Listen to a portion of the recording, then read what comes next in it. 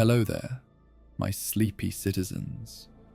Tonight, we journey into the shadowed streets of Gotham City, where mysteries lurk and the Dark Knight stands vigilant against the forces of chaos. We bring you tales of Batman, uncovering different sides of the man behind the mask. And as our journey through these stories winds down, a calm ambience of Gotham's streets will carry you throughout the night, bringing you to restful sleep without interruptions from any ads. If you enjoy these tales, please be sure to give us a like, subscribe, and let me know in the comments what story you'd like to hear next. But for now, let's get cozy and step into the world of Gotham.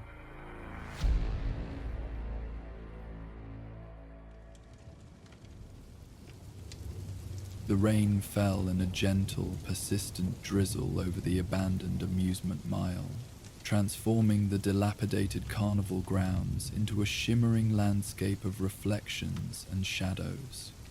Batman stood motionless atop a nearby warehouse roof, water running in rivulets down his cowl as he studied the defunct attraction below. The carnival had been closed for nearly a decade, its rides frozen in mid-motion, like grotesque sculptures commemorating happier times. The Ferris wheel's skeleton loomed against the night sky, its carriages swaying slightly in the autumn wind. The carousel's once bright horses, now faded and chipped, seemed to stare with hollow eyes across the empty pathways, where children's laughter had long since faded into memory. Yet tonight, something had disturbed this graveyard of forgotten amusements. A disturbance subtle enough that most would miss it, but unmistakable to Batman's trained senses. Third report this week, Commissioner Gordon's voice crackled through Batman's communicator, pitched low despite the distance between them. Night security guard heard laughter coming from the old funhouse. Previous guards reported the same thing, but nothing was found during daylight inspection. Batman adjusted his cowl's audio receptors, filtering out the patter of rain to focus on the distant structures. There, almost imperceptible beneath the ambient sounds of the night, a faint echo of familiar laughter. The funhouse was always his favorite, Batman replied, his gaze fixed on the structure in question. Its once bright facade had faded to ghostly pastels, the giant clown face above the entrance now a macabre parody of joy with its peeling paint and weather-damaged features. A flickering light pulsed erratically behind one of its eyes, not the random shorting of old wiring, but a deliberate pattern, Morse code possibly, or some other form of rhythmic signaling. "I've got officers standing by," Gordon said, his voice carrying the weight of experience. But after what happened last time, he didn't need to finish the thought. The last time GCPD had rushed into one of Joker's elaborate setups, the casualty count had been significant. 3 officers dead, 7 hospitalized, and psychological trauma that had forced 2 others into early retirement. Batman understood Gordon's caution and shared it. The Joker was never more dangerous than when he was being subtle. "Keep your people back," Batman instructed. "If this is him, he's expecting an audience. And if it's not him?" Batman's eyes narrowed as he caught another flicker, this time from within the funhouse itself, a brief illumination behind one of the tattered curtains covering a broken window. It's him. He engaged his cowl's scanning systems, sweeping the carnival grounds for heat signatures, electronic signals, or chemical traces. The results were inconclusive, dampened by the rain and the carnival's deteriorating infrastructure. Not unusual when dealing with the Joker, who seemed to possess an intuitive understanding of how to disrupt Batman's technological advantages. "I've got Officer Montoya coordinating the perimeter," Gordon continued. "SWAT is on standby but maintaining distance as requested. How do you want to proceed?" "Maintain current positions. I'll investigate directly." Batman fired his grapnel gun, using the momentum to swing in a controlled arc toward the outskirts of the carnival grounds. He landed silently among the abandoned game stalls, their once colorful awnings now tattered and bleached by years of exposure.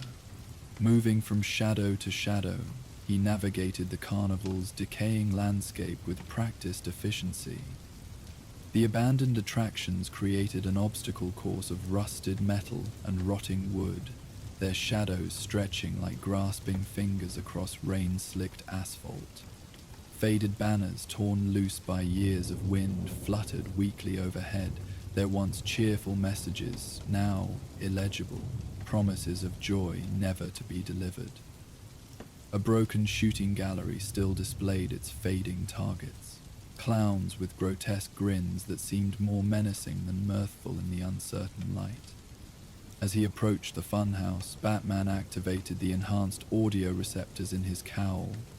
Beneath the steady patter of rain, he detected a sound almost too faint to register, a scratchy recording of laughter, played at low volume, emanating from within the building. The sound was unmistakable, the Joker's unique cadence, his signature blend of humor and menace, captured in a simple laugh. There was something else beneath it too, a faint mechanical hum suggesting recently installed electronics. The entrance to the funhouse stood partially open, its wooden door warped by years of exposure to Gotham's harsh weather.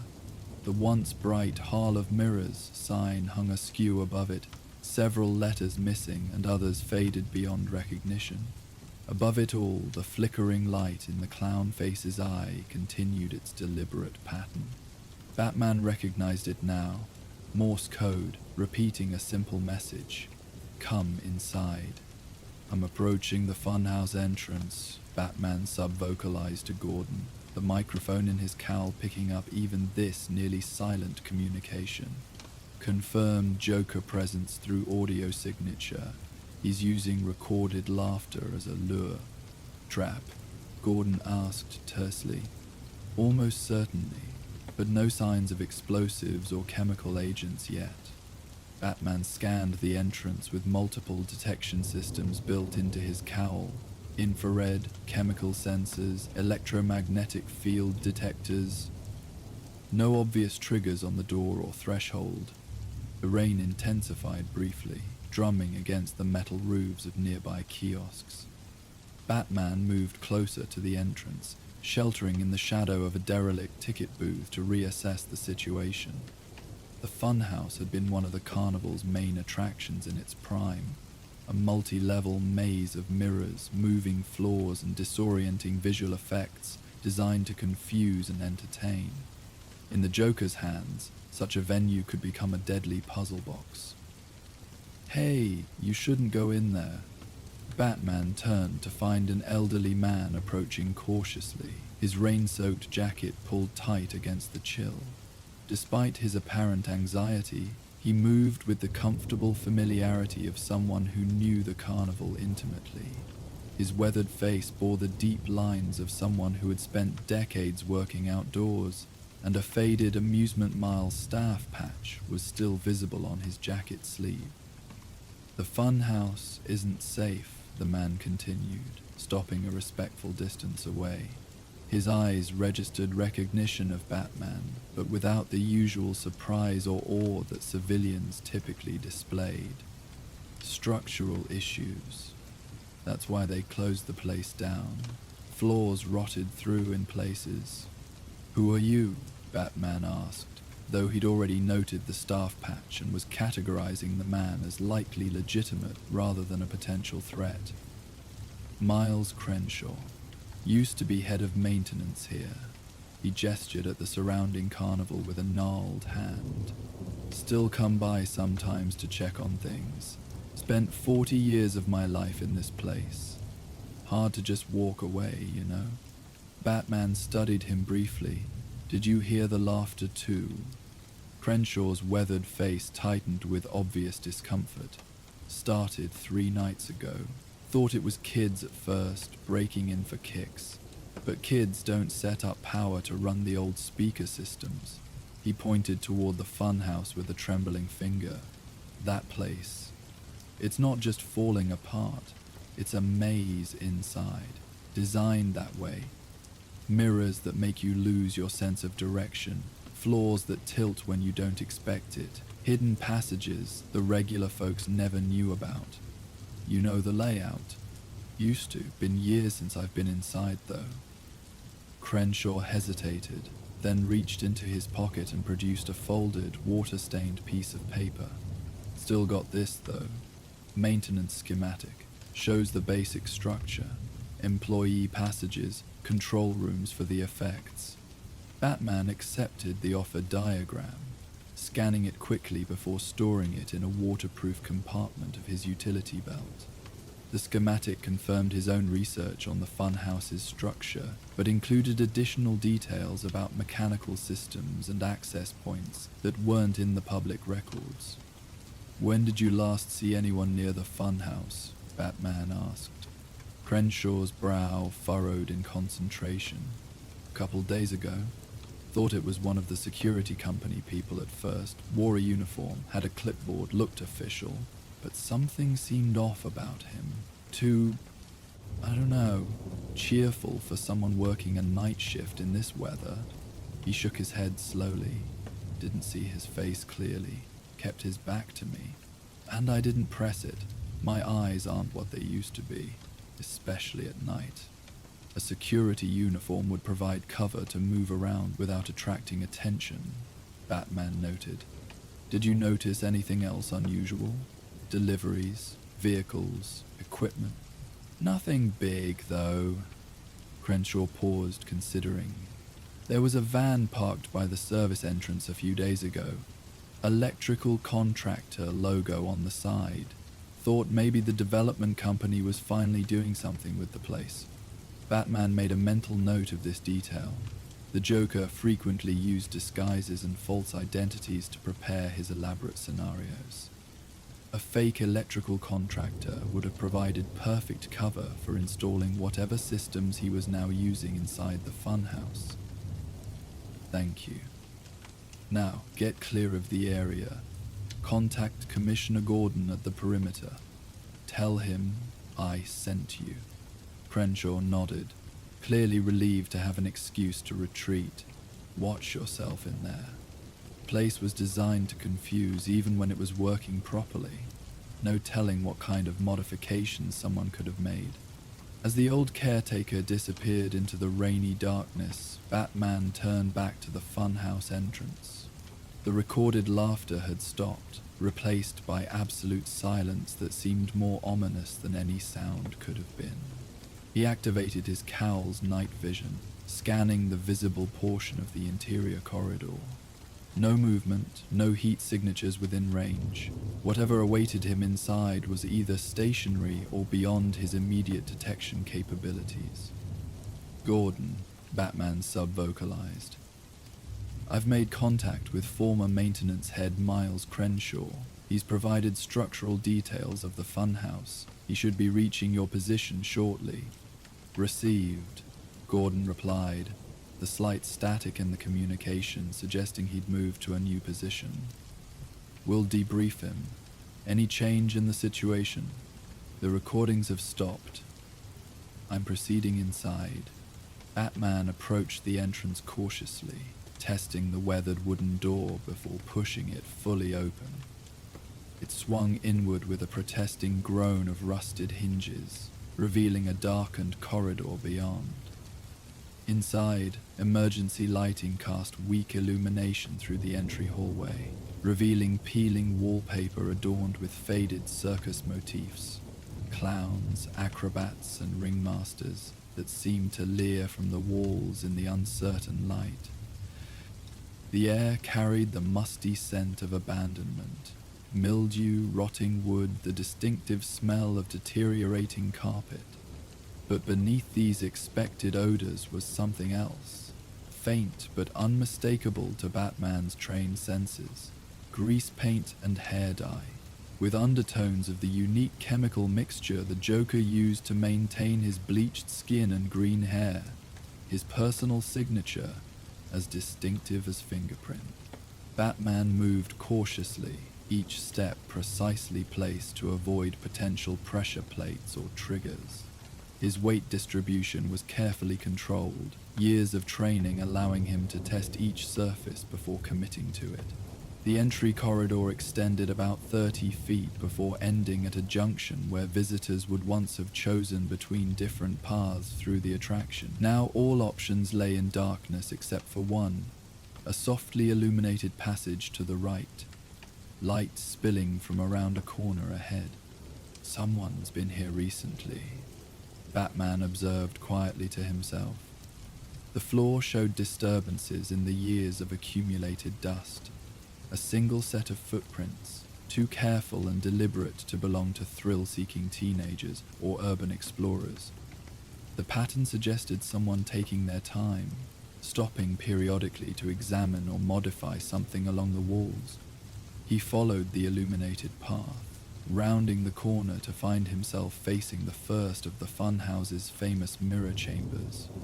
Warped reflective surfaces lined the walls, ceiling, and parts of the floor, creating a disorienting infinitude of distorted Batmen staring back from every angle. Some stretched his form to impossible heights, others compressed it to squat, almost comical proportions. Despite the years of neglect, the mirrors remained mostly intact, though spotted with age and grime. As he stepped into the chamber, a speaker hidden somewhere in the ceiling crackled to life. "Welcome, welcome," the Joker's voice, full of its characteristic manic glee, echoed through the space. "So good of you to accept my invitation, Batsy. I was beginning to think you didn't care." Batman remained silent, scanning the room for surveillance cameras. He spotted one cunningly disguised within a decorative clown face mounted above the exit door, recently installed, its lens barely visible in the painted eye socket. The silent treatment, how predictable. The Joker's voice carried a theatrical pout. But that's always been your problem, hasn't it? So serious, so focused on the mission that you forget to enjoy life's little pleasures. Like a fun house. Who doesn't love a fun house? Batman moved purposefully toward the exit, ignoring the disorienting effect of seeing himself reflected and distorted in dozens of directions simultaneously. His training allowed him to maintain spatial awareness despite the visual confusion, focusing on the exit door rather than the multiplicity of reflections. "Oh, not so fast," Joker chided as Batman reached for the door handle. "We've barely begun our evening's entertainment." The handle refused to turn, locked or jammed, not surprising. "You will have to forgive the state of the place," Joker continued conversationally. "Hard to find good maintenance help these days. Although I did bump into old Crenshaw outside. Such a wealth of institutional knowledge. Did you know he helped design this very fun house? Told me all sorts of fascinating details before I let him go." Batman's attention sharpened. "Gordon, confirm Crenshaw's status," he subvocalized. "No sign of him yet," came the response, concern evident in Gordon's voice. "Should we be concerned?" Before Batman could reply, the Joker's voice continued. "Don't worry about Miles, he played his part beautifully. The frightened old caretaker warning the hero about the dangers ahead. So cliché, but sometimes the classics just work." The implication was clear. Either Crenshaw was working with Joker, or he'd been coerced into providing the schematic and information. Either way, the reliability of the maintenance diagram was now questionable. Batman examined the locked door more carefully, finding it had been recently modified with an electronic mechanism. Not impossible to bypass, but it would take time. Time the Joker clearly wanted him to spend in this chamber of reflections. "I've been thinking about mirrors lately," Joker mused, his voice taking on a more contemplative tone. "Fascinating things. They show us ourselves, but not really. everything's reversed. Left becomes right, right becomes wrong. He chuckled at his own wordplay. But the really interesting thing is what they reveal when you're not looking directly at them. The things you miss when you're focused only on your own reflection. On cue, the lighting in the chamber shifted subtly. Where before the illumination had been even and diffuse, now shadows gathered in corners, creating blind spots and dark recesses within the reflective maze. The multiple Batmen reflected in the mirrors seemed to fragment, portions disappearing into shadow while others remained highlighted. Batman turned slowly, surveying the changed environment. The Joker was right about one thing. Mirrors could conceal as effectively as they revealed, especially when lighting was carefully controlled. Each shadowed area could potentially hide a threat, yet focusing too much on any single reflection risked missing movement elsewhere. Gordon, Batman sub-vocalized again. Crenshaw may have been compromised. Joker claims to have had contact with him. Approach with caution if he appears. Understood, Gordon replied tensely. Want us to move in? Negative. Maintain perimeter. This is a psychological game so far. Batman continued his methodical assessment of the chamber, identifying all potential threats or deceptions. No indication of imminent danger to civilians. As if hearing the unspoken assessment, Joker's voice returned. No explosives, no toxic gas, no elaborate death traps. Disappointing, isn't it? You're probably wondering where the punchline is. That's the problem with our little dance, Batman. You've become so accustomed to grand finales that you miss the subtle humor. Batman had located the speaker system now, cleverly concealed within the decorative molding running around the ceiling. But the voice seemed to shift locations, suggesting multiple speakers or some form of acoustic manipulation. The Joker was using the Funhouse's original design features, enhanced with modern technology, to create a disorienting audio environment. The lock mechanism is standard electronic, Batman reported quietly to Gordon. I could force it, but that might trigger countermeasures. Proceeding with caution. Take your time, the commissioner advised. No detected movement around the perimeter. Whatever he's planning, it seems contained to the funhouse itself. Batman approached the problem methodically, examining the doorframe for secondary security measures, while maintaining awareness of the mirrored environment around him. The Joker clearly wanted him to spend time in this chamber, which suggested either a distraction from something happening elsewhere or a specific purpose to the mirrored room itself. You know what I admire about you, Batman. Joker's voice had shifted again, now seemingly coming from directly behind him. Your relentless focus, your absolute devotion to your mission, never questioning, never doubting, at least. His voice dropped to a more intimate tone. Not where anyone can see. The lighting changed again, this time dimming everywhere except for one specific mirror. Batman turned to find this highlighted reflection subtly different from the others. The cowl was the same, the stance identical, but something in the eyes, visible through the mask's slits, seemed altered, haunted, uncertain. It was a sophisticated visual trick, likely using projected images layered over the mirror's reflective surface. The technology wasn't particularly advanced, but its application was clever, especially in this environment designed to confuse perception. But mirrors don't lie, do they? Joker whispered, his voice now seeming to come from within Batman's own cowl. They show what's really there, beneath the costume, beneath the symbol. Batman recognized the psychological tactic, an attempt to provoke emotional response, to create doubt and vulnerability. The Joker had always been adept at psychological warfare, using insights gained through their many encounters to target perceived weaknesses. Not interested in your reflection? How about some others then? The lighting shifted dramatically. Suddenly the mirrored surfaces around the chamber displayed not Batman's reflection but projected images, cunningly aligned with the mirrors to create the illusion that they were reflections themselves.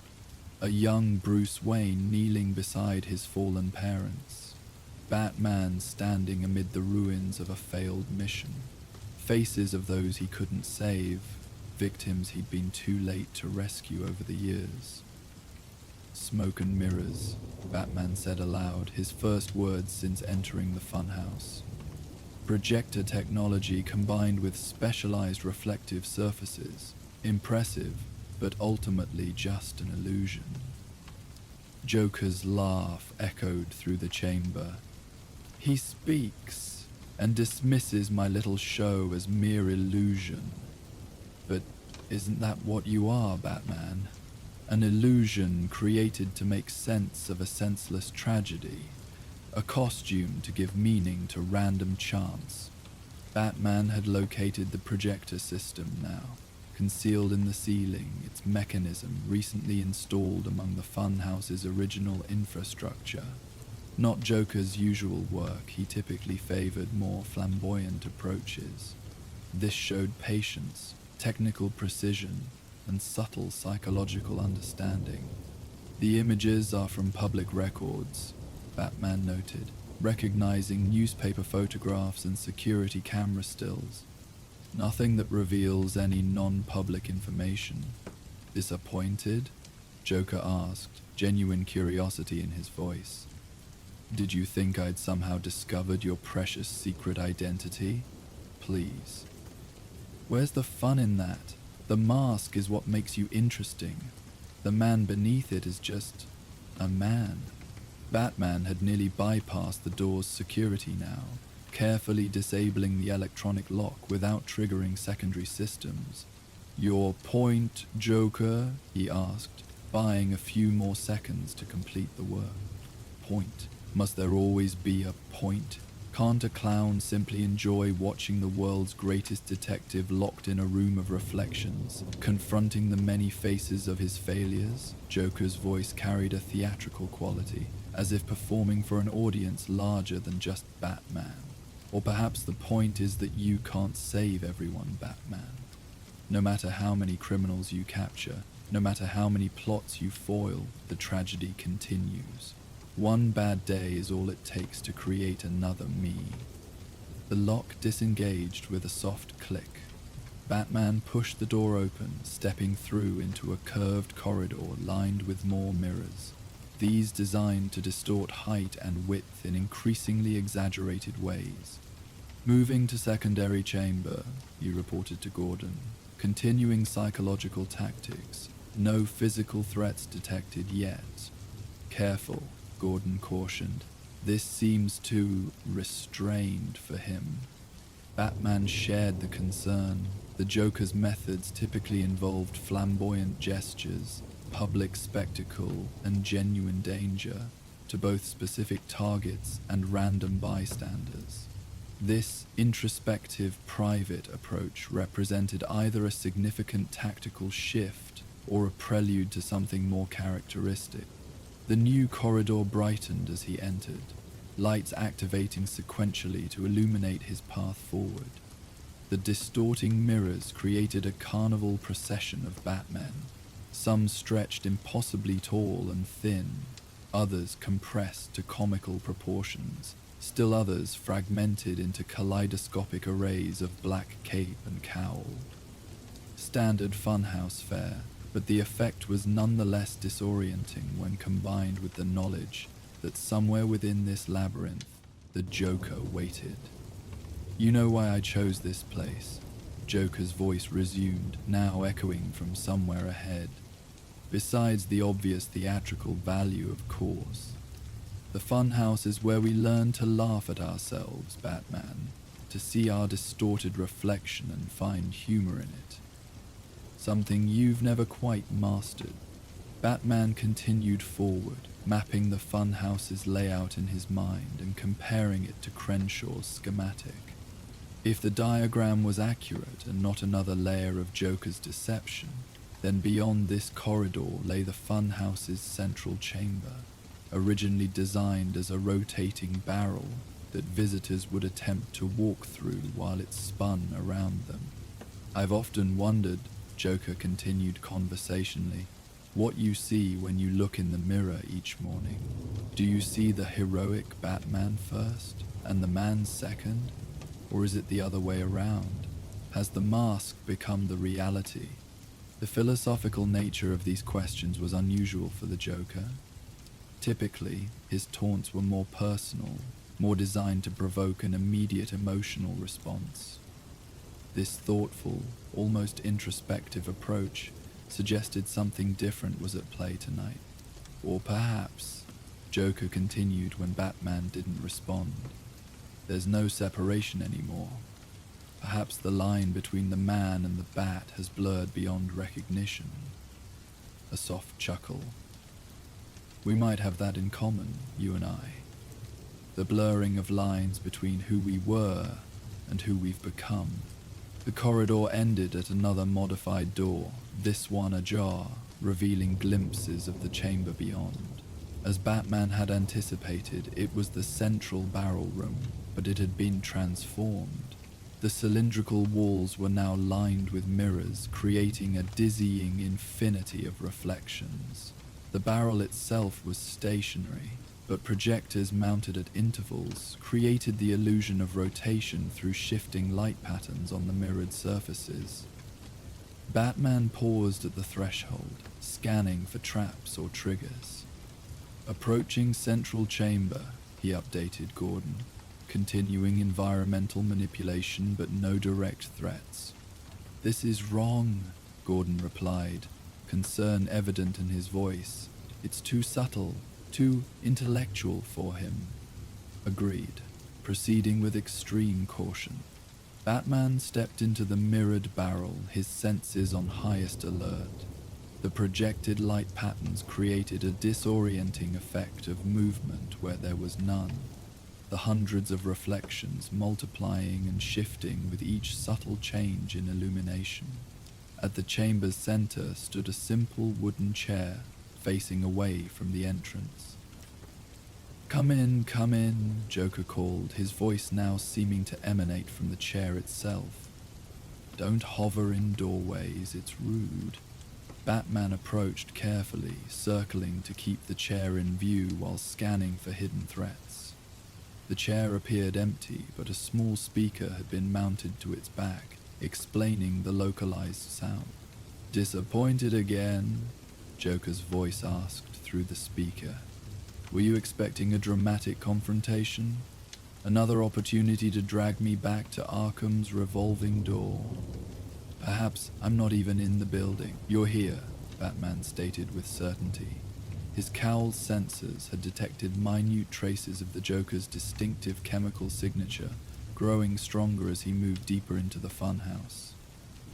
"This setup is too precise, too personally tailored for remote operation." "Such confidence," Joker chuckled. "But then, you've always known me so well. Better than anyone, really. Which brings me to the purpose of our little funhouse adventure." The lighting shifted again, darkening everywhere except for a single mirror directly opposite the chair. Unlike the others, this one showed no reflection. Instead, it appeared to be a window into another room, where the Joker himself sat in an identical chair, facing forward. "Do you like my little two-way mirror trick?" Joker asked, his voice now coming directly from the mirror rather than the speaker. "Old theatrical technique. The Pepper's ghost illusion, modernized with some technological flourishes." Batman studied the image carefully. The Joker appeared precisely as expected. Green hair, white face, crimson smile. He wore a purple suit jacket over an orange vest, hands folded casually in his lap. The image showed slight movement, breathing, small adjustments of posture, suggesting either an extremely sophisticated projection or genuine presence. "What do you want, Joker?" Batman asked directly. Want? Such a simple question for such a complex relationship. Joker leaned forward slightly in his chair. "What I want, Batman, is understanding. Recognition of our unique bond. You and I, we're reflections of each other. Distorted by the funhouse mirrors of circumstance, perhaps, but reflections nonetheless. We're nothing alike," Batman countered, still analyzing the mirror image for clues to Joker's actual location. The image appeared three-dimensional, suggesting it might be genuine rather than projected. If so, the Joker was likely in a room connected to or adjacent to the central chamber. Aren't we? Both created by one bad day, both choosing to wear masks rather than face the world as ordinary men, both existing outside society's comfortable norms. Joker's expression grew momentarily serious, an unusual sight that heightened Batman's caution. "The difference between us isn't as great as you pretend. It's simply the direction we turned after tragedy struck. You toward order, me toward chaos. There's a fundamental difference between justice and random violence," Batman replied, moving closer to the mirror. "Between protecting the innocent and harming them." "Philosophical labels," Joker dismissed with a wave. "What matters is the motivation, the driving force. And at our core, we're both responding to the same truth. That the world is absurd, that tragedy strikes without meaning, that plans and hopes are nothing but jokes waiting for their punchline." Batman had reached the mirror now, examining its frame for signs of the mechanism behind the illusion. The construction was recent but skillful, integrated seamlessly with the funhouse's original architecture. "If that's your message, you've gone to elaborate lengths to deliver it. Because you never really listen." Joker's calm facade cracked momentarily, genuine frustration showing through. "All these years, all our encounters, and you still refuse to acknowledge what we are to each other. Not just enemies, counterparts, necessary opposites. You define yourself in opposition to me as much as I define myself in opposition to you." Batman located what he was looking for, the slight seam in the wall beside the mirror indicating a hidden door. According to Crenshaw's schematic, a maintenance passage ran behind this wall, providing access to the barrel room's mechanical systems. The perfect place for Joker to set up his illusion, or to wait in person. "Gordon," he subvocalized, "I've located Joker's likely position, behind the central chamber, accessible through a maintenance passage." "SWAT team is ready on your signal," Gordon replied. "Hold position, I'm gonna resolve this directly." Batman turned his attention back to the Joker's image in the mirror. "You've created an elaborate setup to deliver a philosophical argument. That's not your usual approach. What's really happening here, Joker?" The clown's smile widened. "Perceptive as always, yes. There's more to tonight's entertainment than mere conversation. Consider this, an anniversary celebration." "Anniversary? Don't tell me you've forgotten. Today marks exactly 10 years since our first encounter, a decade of our special relationship." Joker's expression shifted to one of mock offense. "And you didn't even bring a card?" Batman mentally confirmed the date.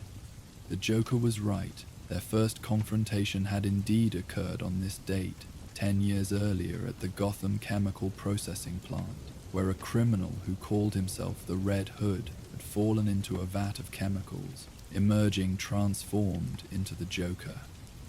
The fact that Joker had tracked and remembered this detail was unsettling in its own way. So this is, what, nostalgia? "Reflection," Joker corrected, emphasizing the word with a gesture toward the surrounding mirrors. "A moment to acknowledge what we've become to each other. how we've shaped each other over the years. He leaned forward again, his expression unusually earnest. Tell me honestly, Batman, who would you be without me? Would your mission have the same clarity, the same purpose? Or would you have eventually run out of common criminals to terrorize and found yourself facing the fundamental emptiness of your crusade? The question struck closer to truth than Batman would admit. The Joker had in many ways become the ultimate justification for Batman's existence, the embodiment of the chaos and senseless violence that he had sworn to combat. And you, Batman countered, who would you be without Batman to define yourself against? Exactly my point. Joker clapped his hands in delight. We create each other continuously, this endless dance of opposing forces, each making the other more defined, more pure in their purpose. Batman had confirmed the access point now, a concealed panel that would slide aside to reveal the passage behind the mirror. You've made your point. What happens now? Now? Joker considered the question with theatrical thoughtfulness. Now we acknowledge the truth of our relationship, and then we continue. You return me to Arkham, I eventually escape, and our dance begins again, because neither of us knows how to exist without the other anymore. Or, Batman suggested, we break the pattern, end the cycle. Something like genuine alarm flickered across Joker's painted features. You don't mean killing me? That would violate your precious code. Not killing, but perhaps finding you the help you've never really received. Real treatment, not Arkham's revolving door. Joker laughed, but the sound lacked his usual conviction. Rehabilitation? For me? You can't seriously believe that's possible. I believe in the potential for change, Batman replied simply. Even for you. For a moment, something indefinable passed across Joker's expression, surprise perhaps, or a flicker of something almost human beneath the manic persona. Then it was gone, replaced by his customary grin. Such touching optimism. But I think we both know better. He straightened in his chair. Well, our anniversary celebration has reached its natural conclusion. I've said what I wanted to say. You've listened more attentively than I expected. What happens next is up to you, Batman. Batman moved decisively, activating the hidden panel and stepping through into the maintenance passage beyond. As Crenshaw's schematic had indicated, a narrow corridor ran behind the barrel room's wall, providing access to the original mechanical systems that would have rotated the barrel in the funhouse's operational days. And there, seated before a sophisticated array of electronic equipment that controlled the mirror illusion, sat the Joker, exactly as he had appeared in the mirror, down to the positioning of his hands in his lap. Impressive response time, Joker commented, making no move to escape or resist, though I knew you'd figure it out eventually. You always do. Batman scanned the area for traps or concealed weapons, finding none immediately visible. The lack of resistance was itself concerning. Joker was rarely this compliant, unless it served some broader scheme. It's over, Joker, Batman stated. Approach cautiously. Whatever game you're playing ends now. Is it? Or is this just an intermission before our next act? Joker smiled, the expression somehow more disturbing for its apparent genuineness. You know I'll escape whatever facility they put me in. You know we'll do this dance again. It's who we are. Batman secured the Joker's wrists with specially designed restraints. Gordon, he subvocalized. Target secured. No resistance offered. Approaching exit through main funhouse entrance. Teams are ready to receive, Gordon confirmed. Any surprises or traps we should know about? Batman conducted a final sweep of the area, finding nothing beyond the sophisticated projection and audio equipment. It appears clean. This was about the message, not physical harm. How disappointingly civilized of him, Gordon remarked. As Batman led the Joker back through the funhouse's mirrored chambers, the clown maintained an unusual silence, his expression contemplative rather than manic. Only when they reached the entrance, where flashing police lights now illuminated the rain-slicked carnival grounds, did he speak again. "You never answered my question, you know," he said quietly. "About what you see in the mirror each morning." Batman paused at the threshold. "I see the same thing you refuse to see in yourself," he replied. "Possibility. Choice. The potential to be more than what tragedy tried to make of us." Joker's laugh was softer than usual, almost thoughtful. "Always the optimist. That's why you're the hero and I'm the villain, I suppose." "Those are roles, not identities," Batman said as they stepped out into the rain. "Those are roles, not identities," Batman said as they stepped out into the rain. "And roles can change." "Can they?" Joker mused, blinking against the sudden glare of police spotlights. "Well, that would certainly be a plot twist worth waiting for." The night air was cool against Batman's exposed jaw, a stark contrast to the stale, enclosed atmosphere of the funhouse. GCPD officers moved with practiced efficiency, establishing a secure perimeter as Batman guided his prisoner toward the waiting transport vehicle. The Joker walked with uncharacteristic docility, his usual flamboyance subdued, almost as if the night's exchange had affected him more deeply than he cared to admit. Commissioner Gordon approached, relief evident in the slight easing of his perpetual frown. His raincoat glistened in the harsh artificial light, water droplets catching the blue and red flashes from nearby police cruisers. No casualties, no property damage beyond the funhouse modifications, no toxic gas or explosives, Gordon noted, eyeing the Joker with obvious suspicion. What was this about? Anniversary observance, according to him. 10 years since our first encounter. Huh.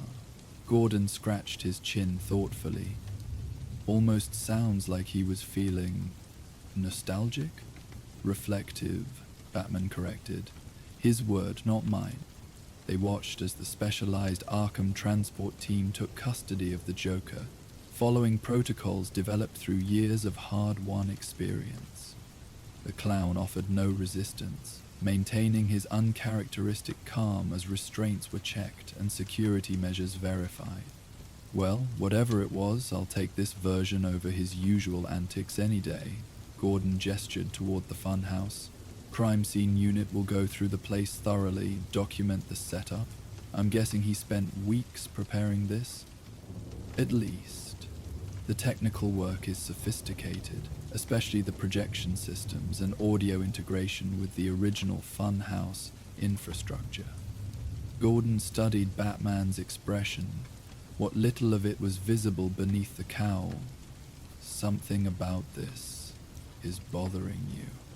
"It's too contained, too personal." Batman's eyes narrowed slightly. The Joker doesn't do subtle, intimate encounters without purpose. This wasn't just about marking an anniversary. "You think there's more to it? Something we're missing?" Batman didn't immediately respond, his attention drawn to the transport vehicle where the Joker was now being secured. The clown turned, somehow sensing Batman's gaze, and offered one final theatrical wink before the doors closed and the vehicle pulled away, heading toward Arkham Asylum. "I think," Batman finally replied, "that he wanted something specific from tonight's encounter. Something beyond the usual chaos and destruction. And did he get it? I'm not sure yet." As the GCPD continued processing the scene, Batman performed his own methodical investigation of the funhouse. He documented the sophisticated modification of the original carnival infrastructure, the integration of modern projection technology with vintage mirror arrangements, the careful calculation behind each psychological effect. The work was precise, patient, qualities not typically associated with the Joker's usual manic energy. Batman. Oracle's voice came through his cowl's communication system. I've been analyzing the data you're transmitting from the funhouse. The equipment setup is interesting. It's not just projection technology. He's incorporated biometric sensors throughout the mirror chamber, subtle enough that they wouldn't trigger your initial scans. They were monitoring your physiological responses, heart rate, pupil dilation, micro-expressions, essentially gathering data on your reactions to specific stimuli. Batman paused in his examination of the control room behind the two-way mirror. He was studying me, exactly, and the projection sequences weren't random. They followed a specific psychological assessment protocol, modified but recognizable.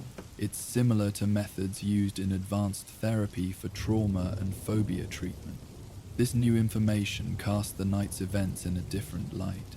The Joker hadn't just been performing his usual psychological warfare. He'd been conducting a systematic analysis, gathering data for some unknown purpose. There's something else, Oracle continued. The Joker's behavior tonight matches a pattern I've been tracking over his last 3 encounters. Progressively less violence, more focused on communication rather than chaos. It's subtle, but measurable. Implications? Uncertain without more data, but if I had to hypothesize, Oracle paused briefly. He might be experiencing a psychological shift himself. The anniversary focus suggests possible reflection on his own identity and choices. Batman considered this as he completed his inspection of the funhouse. The possibility that the Joker, after a decade of manic destruction and nihilistic chaos, might be experiencing some form of introspection seemed almost absurd. And yet, the evidence of tonight's carefully constructed encounter suggested exactly that.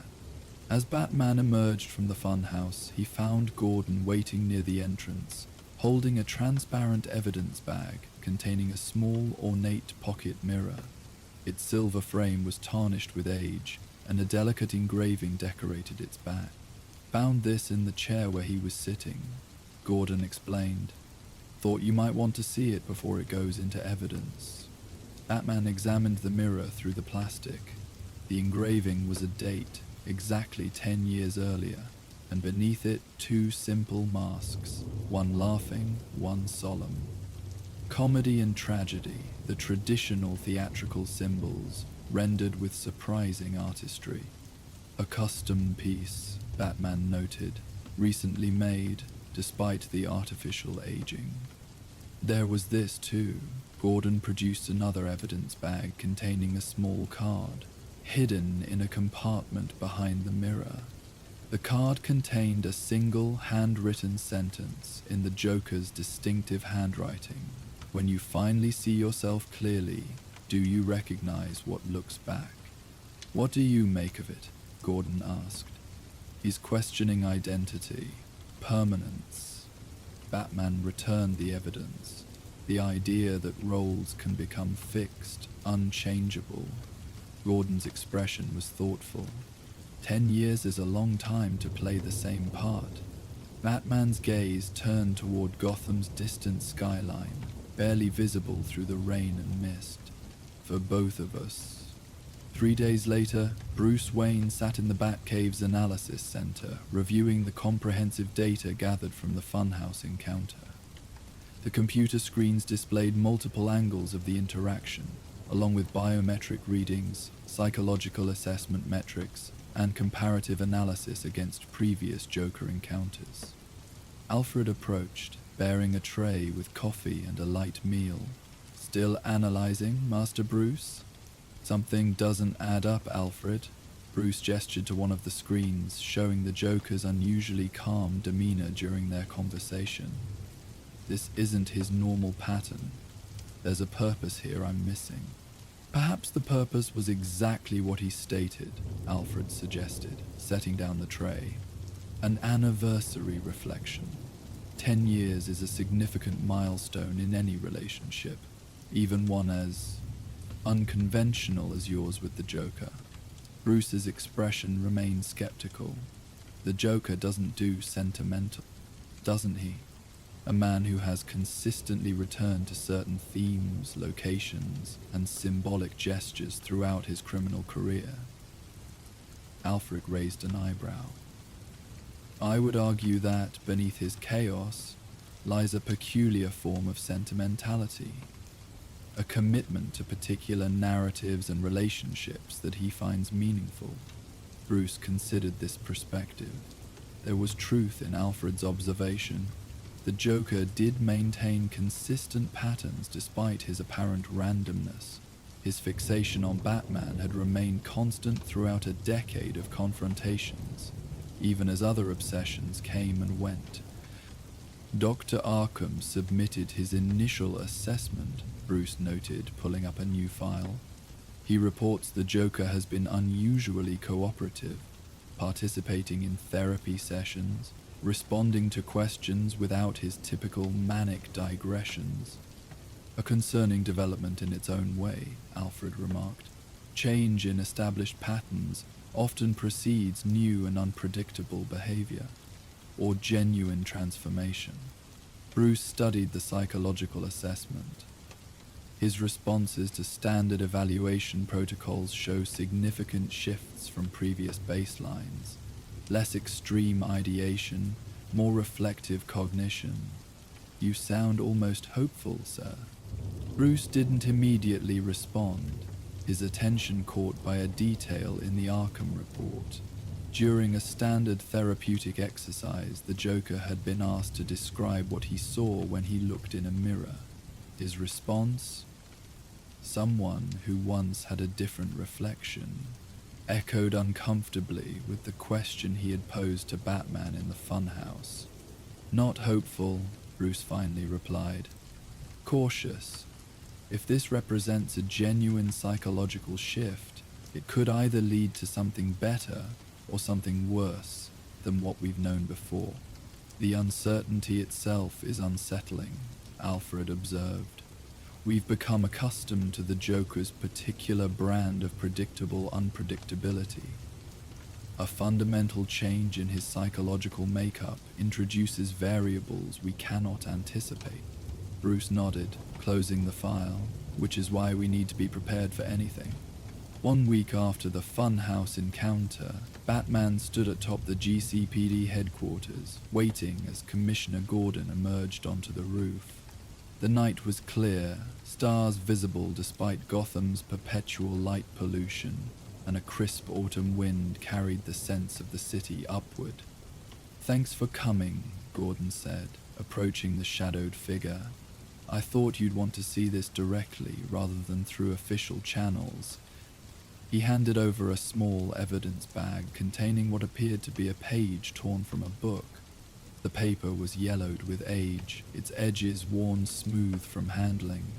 A series of handwritten notes filled the margins in familiar, jagged script.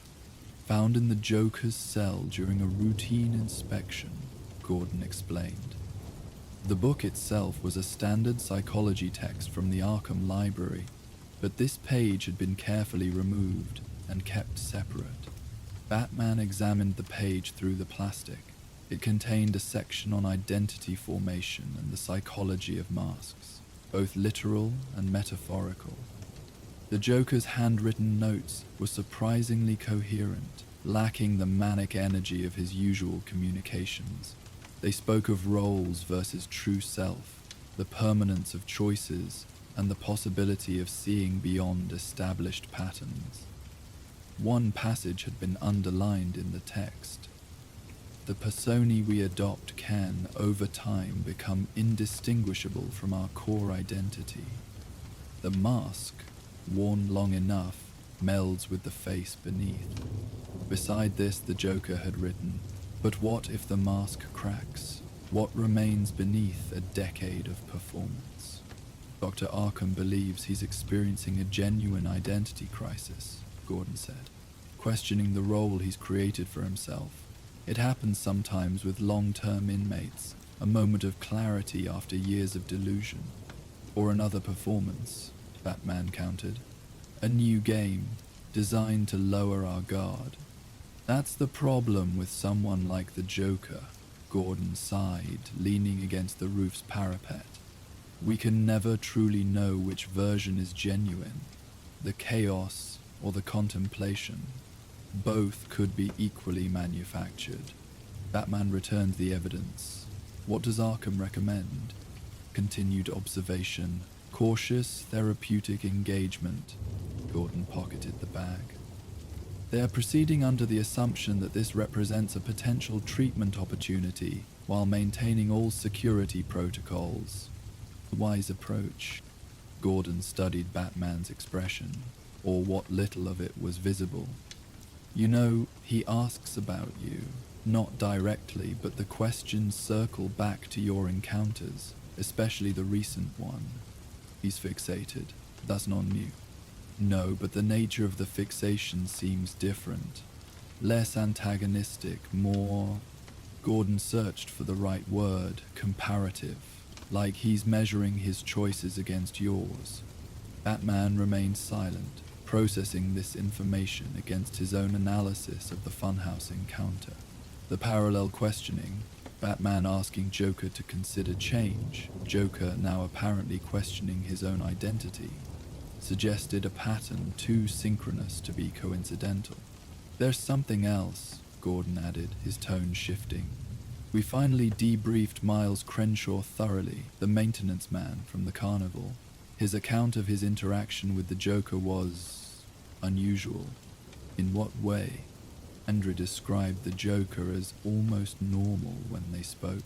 Said he asked detailed questions about the funhouse's history, seemed genuinely interested in its design and purpose. Gordon shook his head slightly. Crenshaw said something that struck me as odd. He claimed the Joker told him that sometimes we build elaborate mechanisms just to see ourselves clearly. The phrase resonated with the mirror imagery that had dominated the funhouse encounter. The Joker had created an environment filled with reflections, distorted, fragmented, revealing, as if searching for something specific in the multiplicities of self they represented. Keep me updated on any changes in his status, Batman instructed, moving toward the roof's edge. Always do, Gordon nodded, though I'm still not sure what to make of all this. 10 years of manic destruction, and now suddenly he's contemplating identity and change. People can surprise you, Batman replied, his grapnel gun already in hand. Even the ones you think you know completely. As he swung away into Gotham's night, Batman considered the implications of the Joker's apparent introspection. Experience had taught him to approach any shift in the clown's behavior with extreme caution. What appeared to be vulnerability could easily mask a new form of threat. And yet, professional skepticism couldn't entirely suppress a slender thread of, not hope exactly, but acknowledgement of possibility. After all, his own journey had begun with a transformation, a choice to channel trauma into purpose rather than destruction. If such a choice had been available to him, could it not theoretically be available to others? Even someone as seemingly defined by chaos as the Joker? The question lingered as Batman continued his patrol. The city spread beneath him in its complex tapestry of light and shadow. In Gotham, as in its inhabitants, darkness and illumination existed in perpetual tension, neither ever achieving complete dominance over the other. Perhaps that balance, that potential for both corruption and redemption, was what truly defined the city, and those who called it home. Only time would reveal whether the Joker's apparent moment of reflection represented genuine change or merely another elaborate performance in their decade-long dance. But for tonight, at least, Gotham's streets were quiet, its citizens safe from the clown's particular brand of chaos. Sometimes, Batman reflected, that momentary peace was victory enough. In his cell at Arkham Asylum, the Joker sat cross-legged on his bed, eyes closed in unusual stillness. The room's single mirror, shatterproof, carefully monitored, reflected his motionless form. Green hair stark against institutional white walls, 10 years of existence defined by a single moment's transformation. A chemical bath, a psychological break, the birth of a persona that had consumed whatever identity came before it. Memories flickered behind closed eyelids, fractured, unreliable, possibly manufactured, a funhouse of the mind where nothing could be trusted as genuine. Had there truly been someone before the Joker? A man with plans, hopes, perhaps even loved ones? Or was that just another story he told himself? Another joke with no punchline? He opened his eyes, meeting his own gaze in the mirror. The face that looked back was hauntingly familiar yet somehow changed, as if the reflection had shifted while he wasn't watching. The painted smile remained. The green hair still framed his features, but something in the eyes seemed different. Questioning, perhaps. Uncertain. Roles, not identities, he whispered, echoing Batman's words from the funhouse. And roles can change. His reflection offered no answer, merely stared back with the same ambiguous expression, caught between the familiar manic grin and something new, something undefined. After a decade of certainty, of knowing exactly who and what he was in opposition to Batman's ordered world, this uncertainty was both terrifying and strangely exhilarating. The Joker reached beneath his mattress, removing a small object hidden from the surveillance cameras, a fragment of mirror, carefully crafted from materials available within Arkham's confines. Not large enough to serve as a weapon, but sufficient to catch his reflection in moments when he couldn't access the monitored mirror on the wall. He held it up, studying the fractured image it returned, his face divided by the irregular edges, each section showing a slightly different aspect of his features. Which one was real? The laughing madman? The contemplative patient? The performer? The man who might have existed before the chemicals and the bat? Perhaps they all were. Perhaps none were. Perhaps the answer didn't matter as much as the question itself. He returned the mirror fragment to its hiding place and resumed his cross-legged position on the bed. Beyond his cell, Arkham continued its nightly routines. Medications distributed, security checks performed, therapy sessions scheduled for the following day. A clockwork environment of treatment and containment that had failed to change him for a decade. Yet something had shifted, not in Arkham's approaches, but within himself. The anniversary encounter with Batman had crystallized a question that had been forming beneath his conscious awareness. After 10 years of playing the same role, could there be something else? Something beyond the endless cycle of escape, chaos, capture, and containment? The Joker closed his eyes again, returning to his unusual stillness. Tomorrow would bring another therapy session, another opportunity to explore whatever this new uncertainty might represent. Perhaps nothing would come of it. Perhaps the familiar chaos would reassert itself, the questions fading like so many abandoned jokes. Or perhaps something new waited on the other side of reflection, something neither he nor Batman had anticipated in their decade-long dance of opposition. Only time would tell, and if there was one thing the Joker had learnt to appreciate through years in Arkham's cells, it was the relentless passage of time, changing everything it touched, whether one wished for transformation or not. Outside his window, rain began to fall again, pattering against the reinforced glass. Somewhere in Gotham, Batman would be continuing his eternal patrol, moving through shadow and storm with singular purpose. Their paths would cross again, that much was certain, but whether as familiar adversaries or in some new configuration remained, for the first time in 10 years, an open question. The Joker smiled, not his usual manic grin, but something quieter, more contemplative. A joke with no punchline yet, a performance still taking shape, a reflection caught between what was and what might be. In the silence of Arkham's night, that uncertainty echoed like distant laughter, familiar yet changed, recognizable yet new. A sound that carried through empty corridors like the last notes of one song or the first measures of another, the distinction impossible to determine until the full melody revealed itself. Time would tell. Time always did. As the echoes of the Joker's laughter faded from the abandoned funhouse, Batman found his thoughts returning to other forgotten corners of Gotham's entertainment history. The city's past was filled with shuttered venues where joy had once thrived, before giving way to silence and decay. While the funhouse had been a place of distorted reflections, there were other attractions that had once drawn crowds with different spectacles, performances that challenged the boundary between wonder and discomfort. Reports had begun filtering through Oracle's intelligence network of strange movements in another neglected entertainment venue on Gotham's outskirts.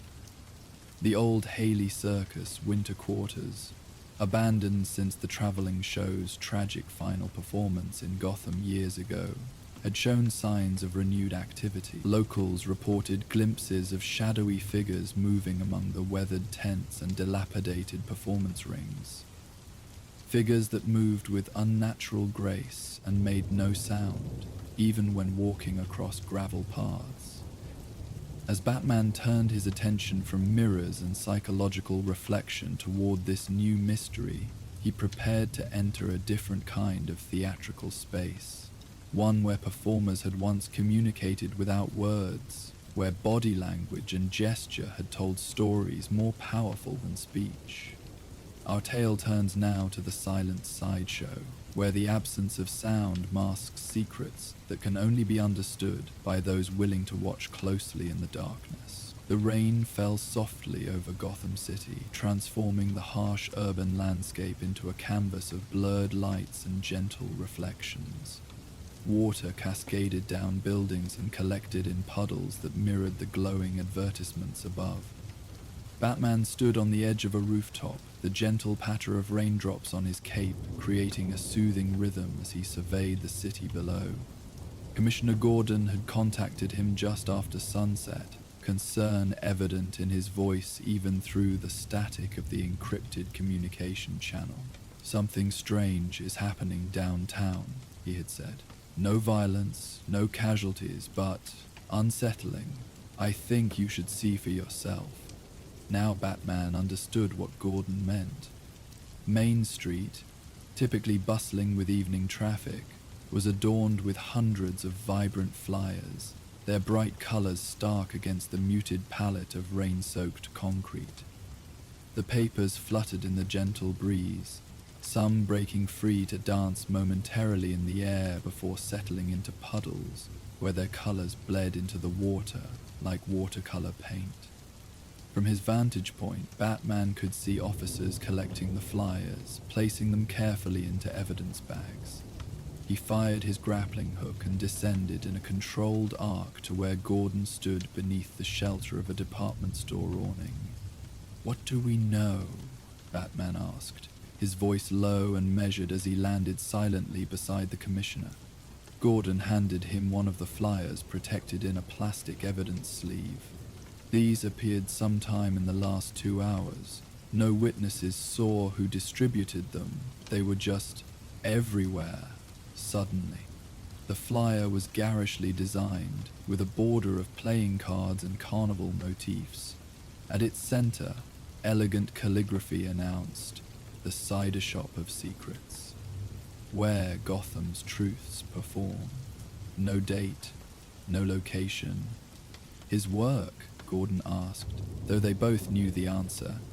Batman examined the paper more closely, noting the quality of the printing, the specific shade of purple ink used for the border. "Yes, the Joker's signature is all over this, even without his name attached. But what's he planning? This isn't his usual style. There's no threat, no demand, no punchline." Gordon's brow furrowed as he glanced up and down the street where officers continued gathering the mysterious advertisements. Batman turned the flyer over, revealing a blank back except for a small image in the bottom corner, a silhouette of a ship's cargo crane. "Not entirely without clues," he observed, indicating the small drawing. "This narrows the possibilities. I'll investigate the riverfront districts. Want backup standing by?" Batman shook his head slightly. "Not yet. If this is what I think it is, a show of force might escalate the situation. The Joker's inviting an audience, but I suspect I'm meant to be the only one attending." Gordon nodded reluctantly. "Be careful. When he's been subtle like this, that's when he's most dangerous," Batman finished. "I know." They both knew the pattern well. The quieter the Joker's opening move, the more elaborate the scheme that followed.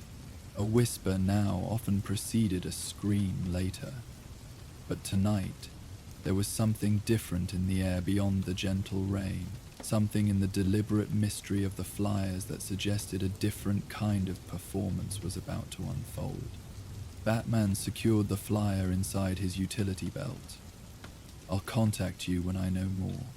With that, he fired his grapnel gun upward and vanished into the rainy night, leaving Gordon staring thoughtfully at the colorful papers that continued to occasionally break free from their temporary resting places, to swirl through the damp night air. The eastern riverfront district stretched like a shadow along Gotham's edge, a remnant of the city's industrial past, now largely abandoned as commerce had shifted to the modern ports to the south. Here, massive warehouses stood as silent monuments to bygone prosperity, their facades weathered by decades of neglect and river mist. Batman moved methodically through the area, his cowl's enhanced vision cutting through the darkness and light fog that had begun rolling in from the water. The gentle sounds of the river provided a constant background murmur. Water lapping against concrete embankments, the occasional distant horn of a passing vessel, the creaking of old wood and metal as abandoned structures settled in the night. He had narrowed his search to warehouses near cargo cranes, those matching the silhouette on the flyer.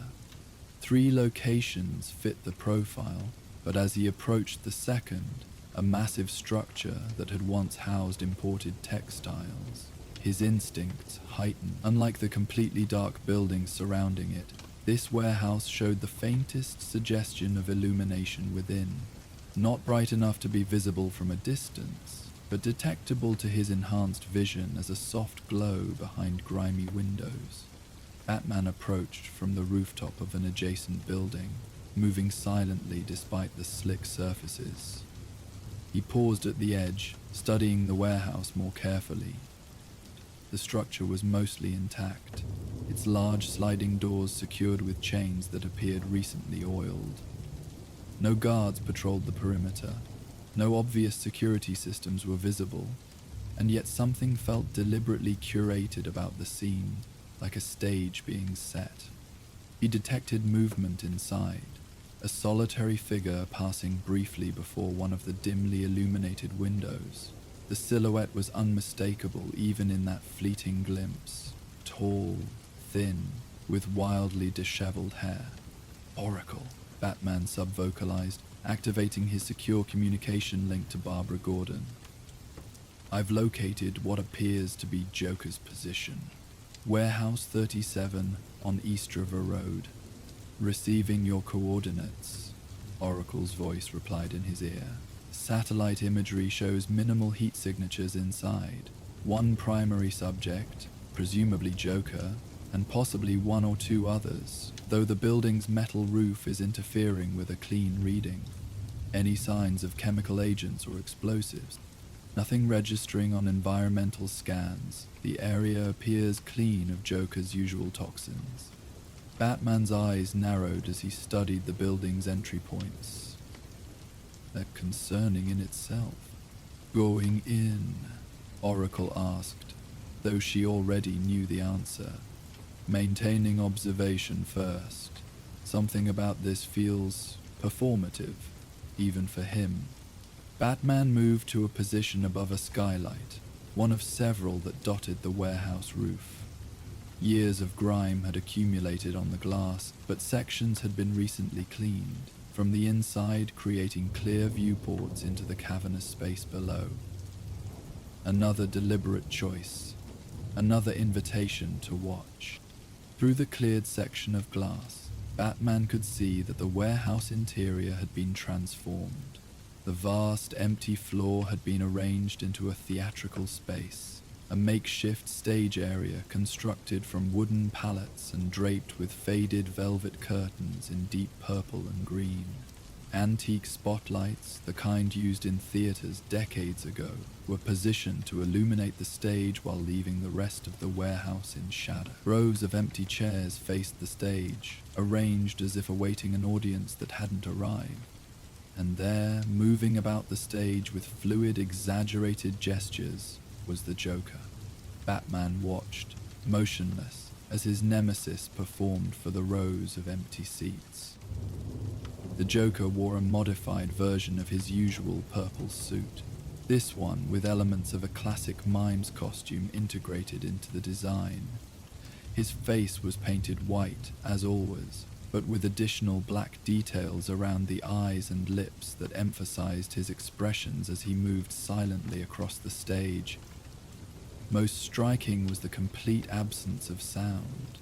The Joker, normally verbose to the point of exhaustion, was performing in absolute silence, not speaking, not laughing, just moving with the practiced precision of a trained performer. He's miming, Batman said quietly to Oracle. Miming? The Joker?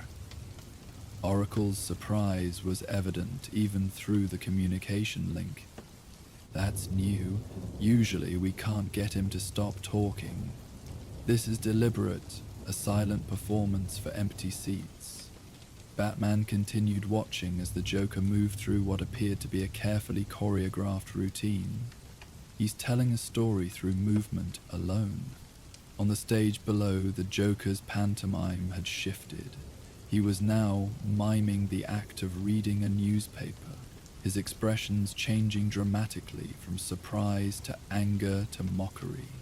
He turned the invisible paper toward his non-existent audience, pointing with exaggerated outrage at something on the page. Then he crumpled the imaginary newspaper and tossed it aside with a theatrical flourish. Next, he retrieved a real prop from behind the curtain, a large cardboard cutout of Gotham City Hall meticulously detailed down to the statues flanking its entrance. The Joker set this up center stage, then produced a Child's Play money from his pocket. He began to pantomime the passing of money from one hand to another, bowing obsequiously before the cardboard building, then turning to wink conspiratorially at the empty seats. He's depicting corruption, Batman realized aloud. Bribes changing hands at City Hall. The performance continued as the Joker brought out more cardboard cutouts. The Gotham Police headquarters, the offices of major newspapers, the corporate headquarters of Wayne Enterprises, and other prominent Gotham businesses. With each, he enacted similar scenes of money changing hands, documents being shredded, handshakes behind backs. Between each vignette, he would turn to his absent audience and place a finger to his lips in an exaggerated gesture of secrecy. It's a show about Gotham's hidden corruption, Batman said, his voice tightening slightly. That's what he meant by sideshow of secrets. He's performing what he sees as the city's hidden truths. But why silently? Oracle questioned, and for an empty warehouse? Because it's not meant for a physical audience. Batman's eyes narrowed as he watched the Joker take an exaggerated bow toward the empty chairs. The performance itself is just the setup. The real message is in what comes after. As if on cue, the Joker straightened from his bow and looked directly up toward the skylight, directly at Batman. Even through the layers of grime and distance, Batman could see the widening of that crimson smile as their eyes met. The Joker had known he was there all along.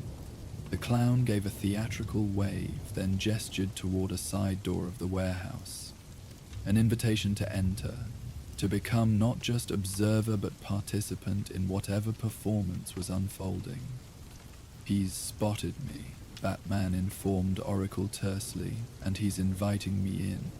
"Trap?" she asked, the single word carrying layers of concern.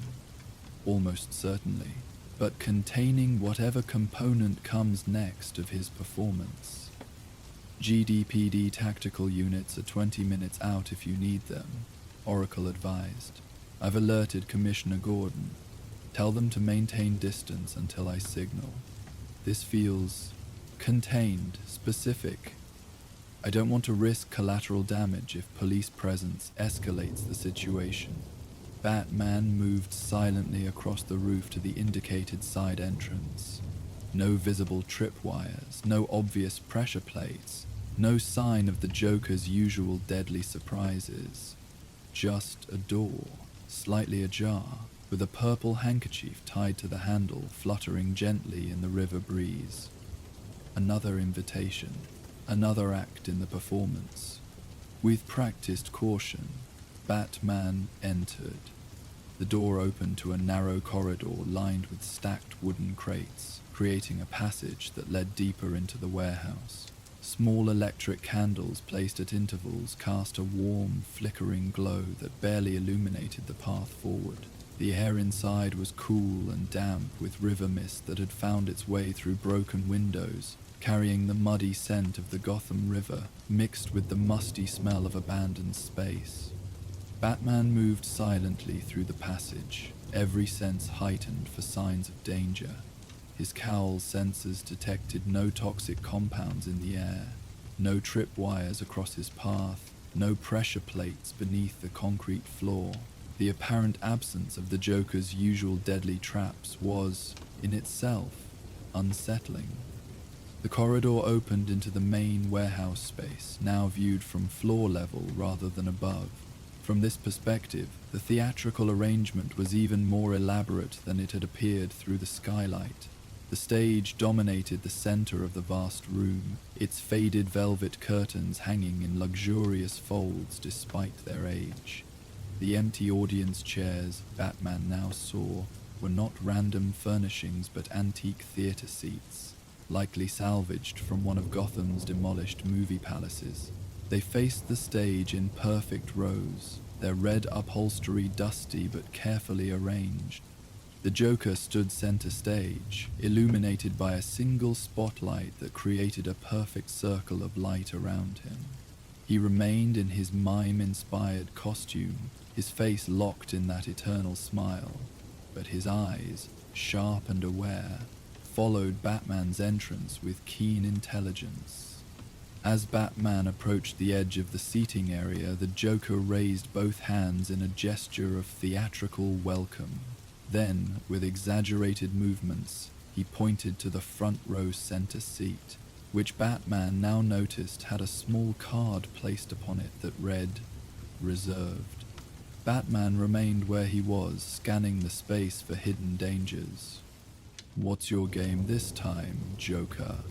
The Joker's only response was to place a finger dramatically to his lips, then point again to the reserved seat, his expression one of exaggerated pleading.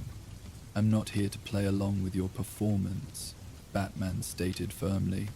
The Joker sighed silently, his shoulders rising and falling in theatrical disappointment. Then he reached into his pocket and removed an old-fashioned handbell, which he rang once. The clear, resonant sound echoed through the warehouse, the first actual noise in this strange, silent production. From behind the curtains emerged a young woman dressed in the uniform of a theater usher, complete with a pillbox hat and a flashlight. Her movements were stiff, her expression vacant, suggesting she was under the influence of some form of mind-controlling drug or hypnotic suggestion. One of Joker's victims rather than a willing participant. "What have you done to her?" Batman demanded, tensing as he assessed her condition from a distance. The Joker merely smiled and gestured for the young woman to continue. She moved robotically toward Batman, extending a folded note. Her eyes were dilated, confirming Batman's suspicion of chemical influence, though she showed no signs of physical harm. Batman accepted the note cautiously, keeping his attention divided between the Joker on stage and the young woman, who remained standing nearby as if awaiting further instructions. The note, written in the Joker's distinctive purple handwriting, read, "My dearest Dark Knight, how kind of you to join our intimate performance. Please, take your seat. The show cannot properly continue without its guest of honor.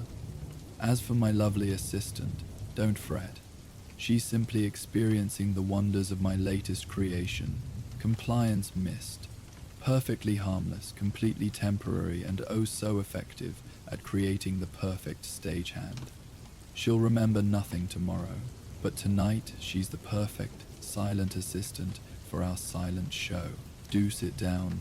I promise, cross my heart, that your seat contains no ejectors, no electric shockers, no laughing gas emitters. Tonight is about art, not artillery." Batman's eyes narrowed as he processed this information.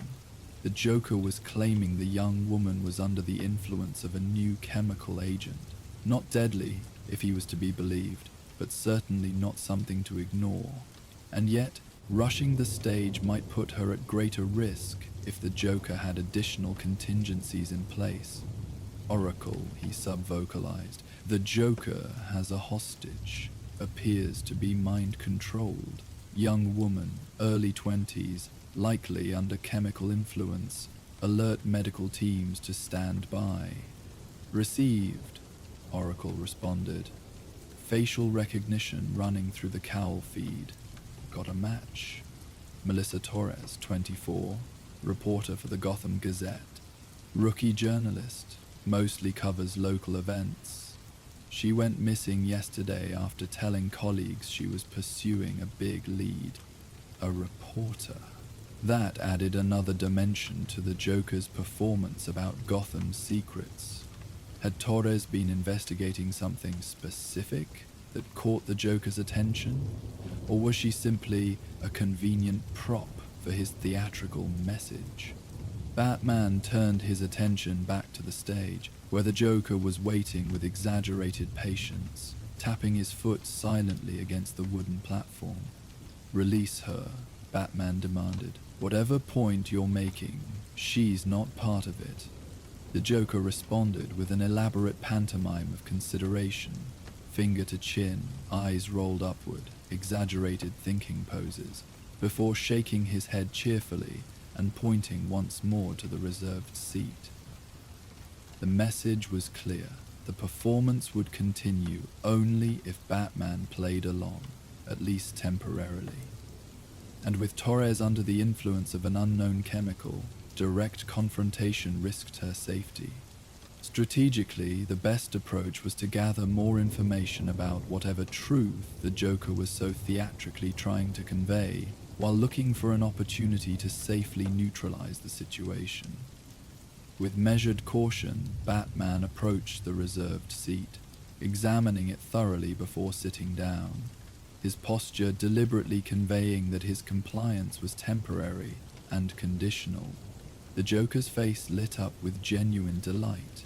He clapped his hands silently, then took a deep, theatrical bow before straightening up and gesturing for Torres to take her position at the side of the stage, where she stood motionless, holding her flashlight like a stage prop. With his audience now in place, the Joker's performance resumed in earnest. He moved to the center of the stage and began a new pantomime, this one more specific and detailed than the general corruption scenes Batman had witnessed from above. The Joker mimed opening a file, studying documents with great interest. He pointed to an imaginary line of text, then placed his hand over his heart in mock shock. Next, he retrieved another prop from behind the curtain, a large cardboard cutout of Gotham City's most prominent bank, First Gotham Financial. He set this up center stage, then produced a second cutout, the Falcone family crest, symbol of one of Gotham's most notorious crime families. With exaggerated gestures, the Joker pantomimed a transaction between the two, suggesting money laundering or financial corruption involving the bank and the crime syndicate. He pointed repeatedly at specific areas of the bank cutout, then traced an imaginary line to the Falcone crest, his expressions making it clear that he was depicting a hidden connection between the two entities. Batman watched intently, his mind processing the implications. First Gotham Financial had recently announced a major real estate development project in the warehouse district, not far from their current location. Rumors had circulated about financing irregularities, but nothing concrete had emerged in official investigations. The Joker's next cutout confirmed Batman's suspicions, a scale model of the proposed development, complete with miniature buildings and public spaces. The clown positioned this next to the bank and the Falcone crest, creating a visual triangle of connection.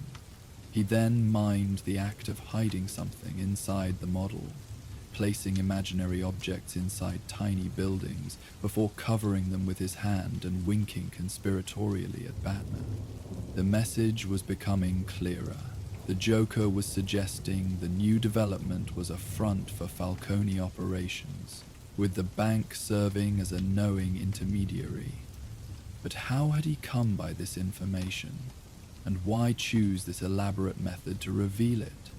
As if sensing Batman's questions, the Joker produced one more prop, a miniature news camera and press badge. He placed these items in front of the display, then pointed to Torres standing motionless at the side of the stage. The reporter, Batman said aloud, the pieces connecting. She uncovered this connection.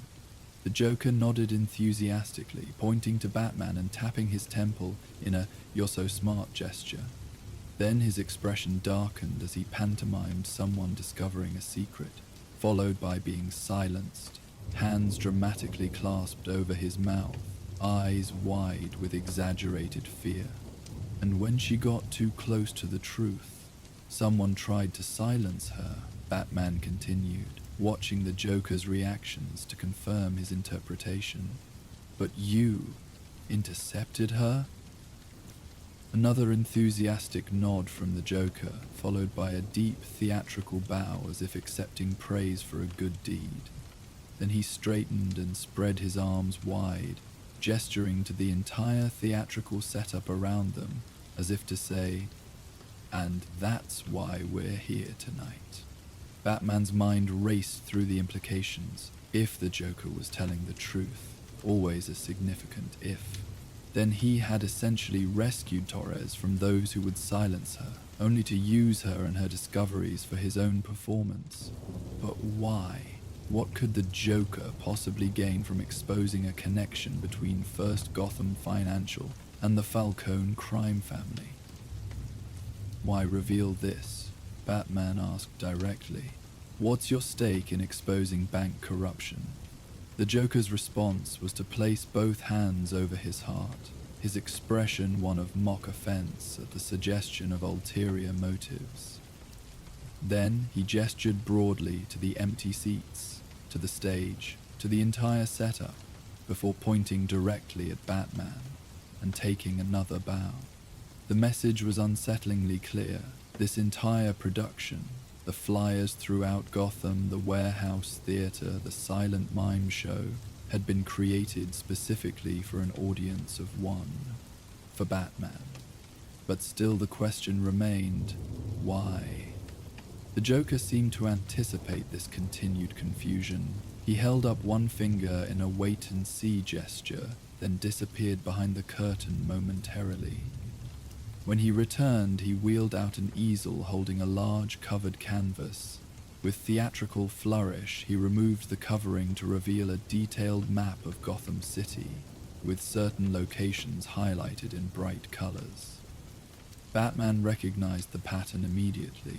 Each highlighted location represented a major Batman victory over organized crime in the past year.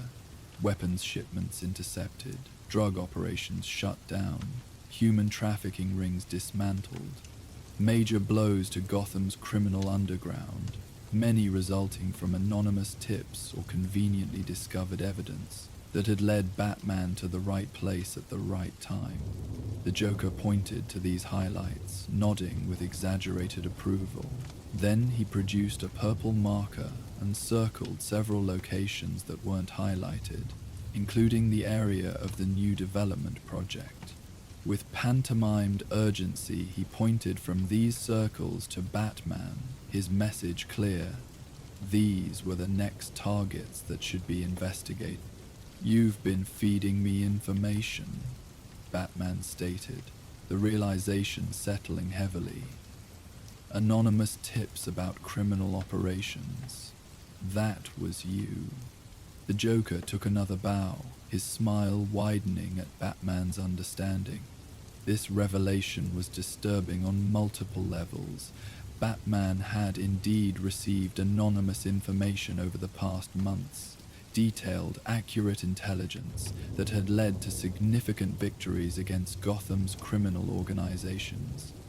He'd assumed the source was an inside informant, perhaps someone within the criminal hierarchy looking to eliminate competition or secure leniency. The idea that this intelligence had come from the Joker himself, that Batman had unknowingly been acting on the clown's information, was deeply unsettling. It suggested a level of manipulation he hadn't anticipated, a game within a game that had been playing out for months without his knowledge. "Why?" Batman demanded, standing now. "What do you gain from helping me dismantle organized crime operations?" The Joker's response was to place a finger thoughtfully against his chin, then snap his fingers as if struck by inspiration. He pointed dramatically to himself, then to Batman, then locked his hands together in a gesture of unbreakable connection. "Our relationship?" Batman interpreted cautiously. "Our opposition?" The Joker nodded rapidly, then mimed pushing away large objects, as if clearing a space. He gestured to the map again, specifically to the areas where Batman had taken down criminal operations, and then to himself and Batman once more, locked together in that symbolic connection. The implication slowly took shape in Batman's mind. By helping Batman eliminate other criminal elements in Gotham, the Joker was essentially clearing the playing field, removing distractions, focusing Batman's attention where the Joker believed it belonged, on their eternal opposition, their psychological battle of order versus chaos. "You're eliminating the competition," Batman said, his voice hardening as understanding dawned. "Ensuring that our conflict remains Gotham's central narrative." The Joker clapped his hands in silent applause, pointing at Batman with genuine delight at being understood.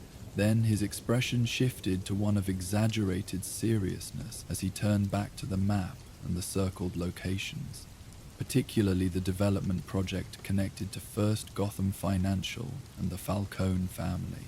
With careful, deliberate gestures, he pantomimed a calendar being marked, days passing, until he dramatically circled one date and pointed to the development site with urgent emphasis. "A timeline," Batman interpreted. Something significant is happening soon at the development site. The Joker nodded vigorously, then mimed an explosion. Hands spreading wide from a central point, cheeks puffed out in a silent boom. An attack, or an exposure of some kind, Batman pressed, trying to parse the clown's cryptic message.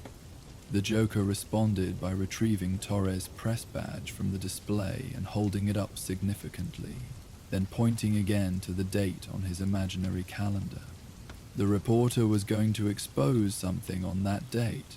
Batman continued, the pieces connecting. Something about the development project that the Falcones and the bank couldn't allow to become public. Another enthusiastic nod from the Joker, followed by a gesture toward Torres, who remained standing motionless at the edge of the stage, still under the influence of whatever chemical the Joker had called compliance mist. Batman's focus sharpened. If the Joker was telling the truth, again, a considerable if, then this entire elaborate performance was his way of passing critical information about a major corruption scheme, one that someone had been willing to silence a reporter to protect.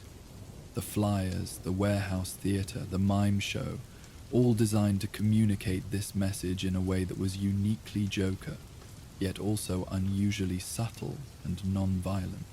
But there remained the question of Torres herself and whatever evidence she had uncovered. Batman needed to ensure her safety and recover her research if they were to act on this information.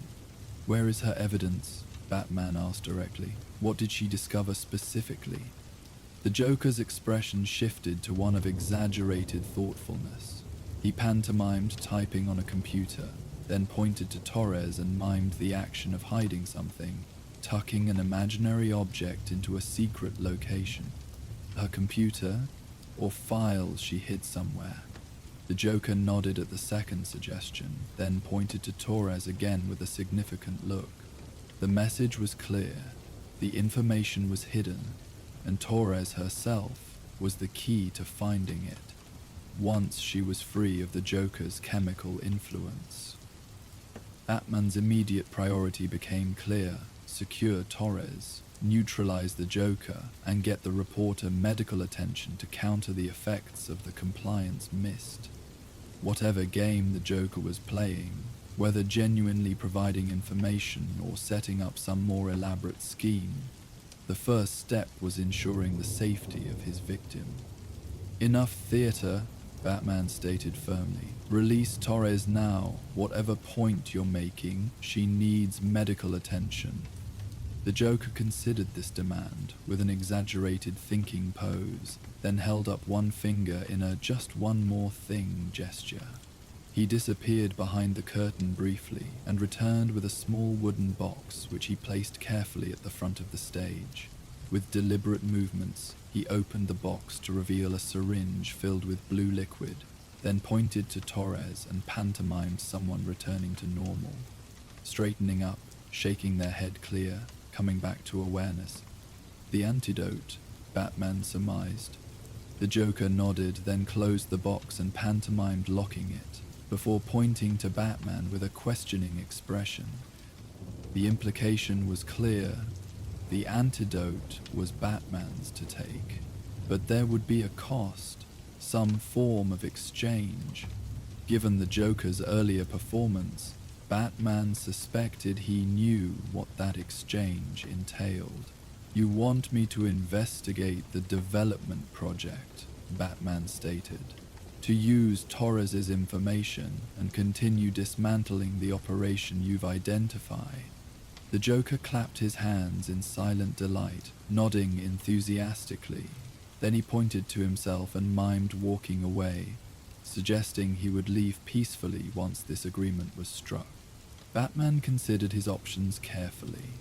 The Joker was offering a surprisingly straightforward exchange, the antidote for Torres in return for Batman's commitment to investigating the corruption he'd identified. No deadly games, no mass casualties, no city-wide panic, just information passed from one adversary to another, albeit through an elaborate theatrical medium. It was precisely this uncharacteristic restraint that made Batman suspicious. The Joker thrived on chaos and escalation, not measured exchanges of information. Was there some deeper game at play? Some trap being laid through this seemingly reasonable interaction? And yet, Torres needed the antidote. If there was legitimate corruption involving First Gotham Financial and the Falcone family, it warranted investigation, regardless of how the information came to light. The immediate priorities were clear, even if the Joker's ultimate motivations remained obscure. "I'll take the antidote," Batman stated firmly, "and I'll look into the development project, which I would have done anyway once I learned of potential corruption. But this ends now. No more performances. No more using innocent people as props in your productions." The Joker considered this response with exaggerated thoughtfulness, then nodded with a theatrical bow of acceptance. He picked up the wooden box containing the syringe and extended it toward Batman, his other hand placed over his heart, as if making a solemn vow to honor their agreement.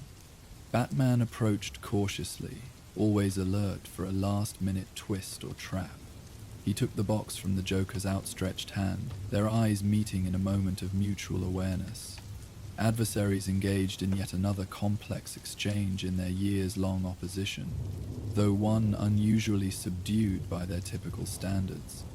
As Batman secured the box, the Joker suddenly raised both hands in a weight gesture. He pointed to the map again, specifically to the circled locations, then to himself, and made a cutting motion across his neck. "You'll stop providing anonymous tips," Batman interpreted. "This is the last one." The Joker shook his head, clarifying with more specific gestures. He pointed to the criminal locations, then to himself, then mind pushing them away, suggesting not that he would stop providing information, but that he would stop interfering with these operations himself. "You're establishing boundaries," Batman realized. The concept almost surreal coming from the Joker, marking these as my territory to handle, not yours to disrupt. The Joker nodded, his expression momentarily serious despite the permanent smile. He pointed to himself, then made a sweeping gesture toward the broader map of Gotham, areas not highlighted or circled, the rest of the city, with all its potential for chaos and disruption. The message was unsettlingly clear. The Joker was effectively dividing Gotham into spheres of influence. The organized crime operations would be Batman's to dismantle, while the Joker would focus his chaotic attention elsewhere, a disturbing form of professional courtesy between adversaries. Before Batman could respond to this bizarre proposal, a noise from outside the warehouse caught both their attention, the distant sound of approaching police sirens, still some distance away but growing closer. The Joker's expression shifted to one of theatrical disappointment. He gestured to his watch, then made a regretful shrug, suggesting their time together was coming to an end sooner than he'd planned. With exaggerated movements, he pantomimed tipping a hat toward Batman, bowed deeply to his audience of one, and began backing toward the rear of the stage. "This isn't over," Batman stated, even as he moved toward Torres, antidote in hand.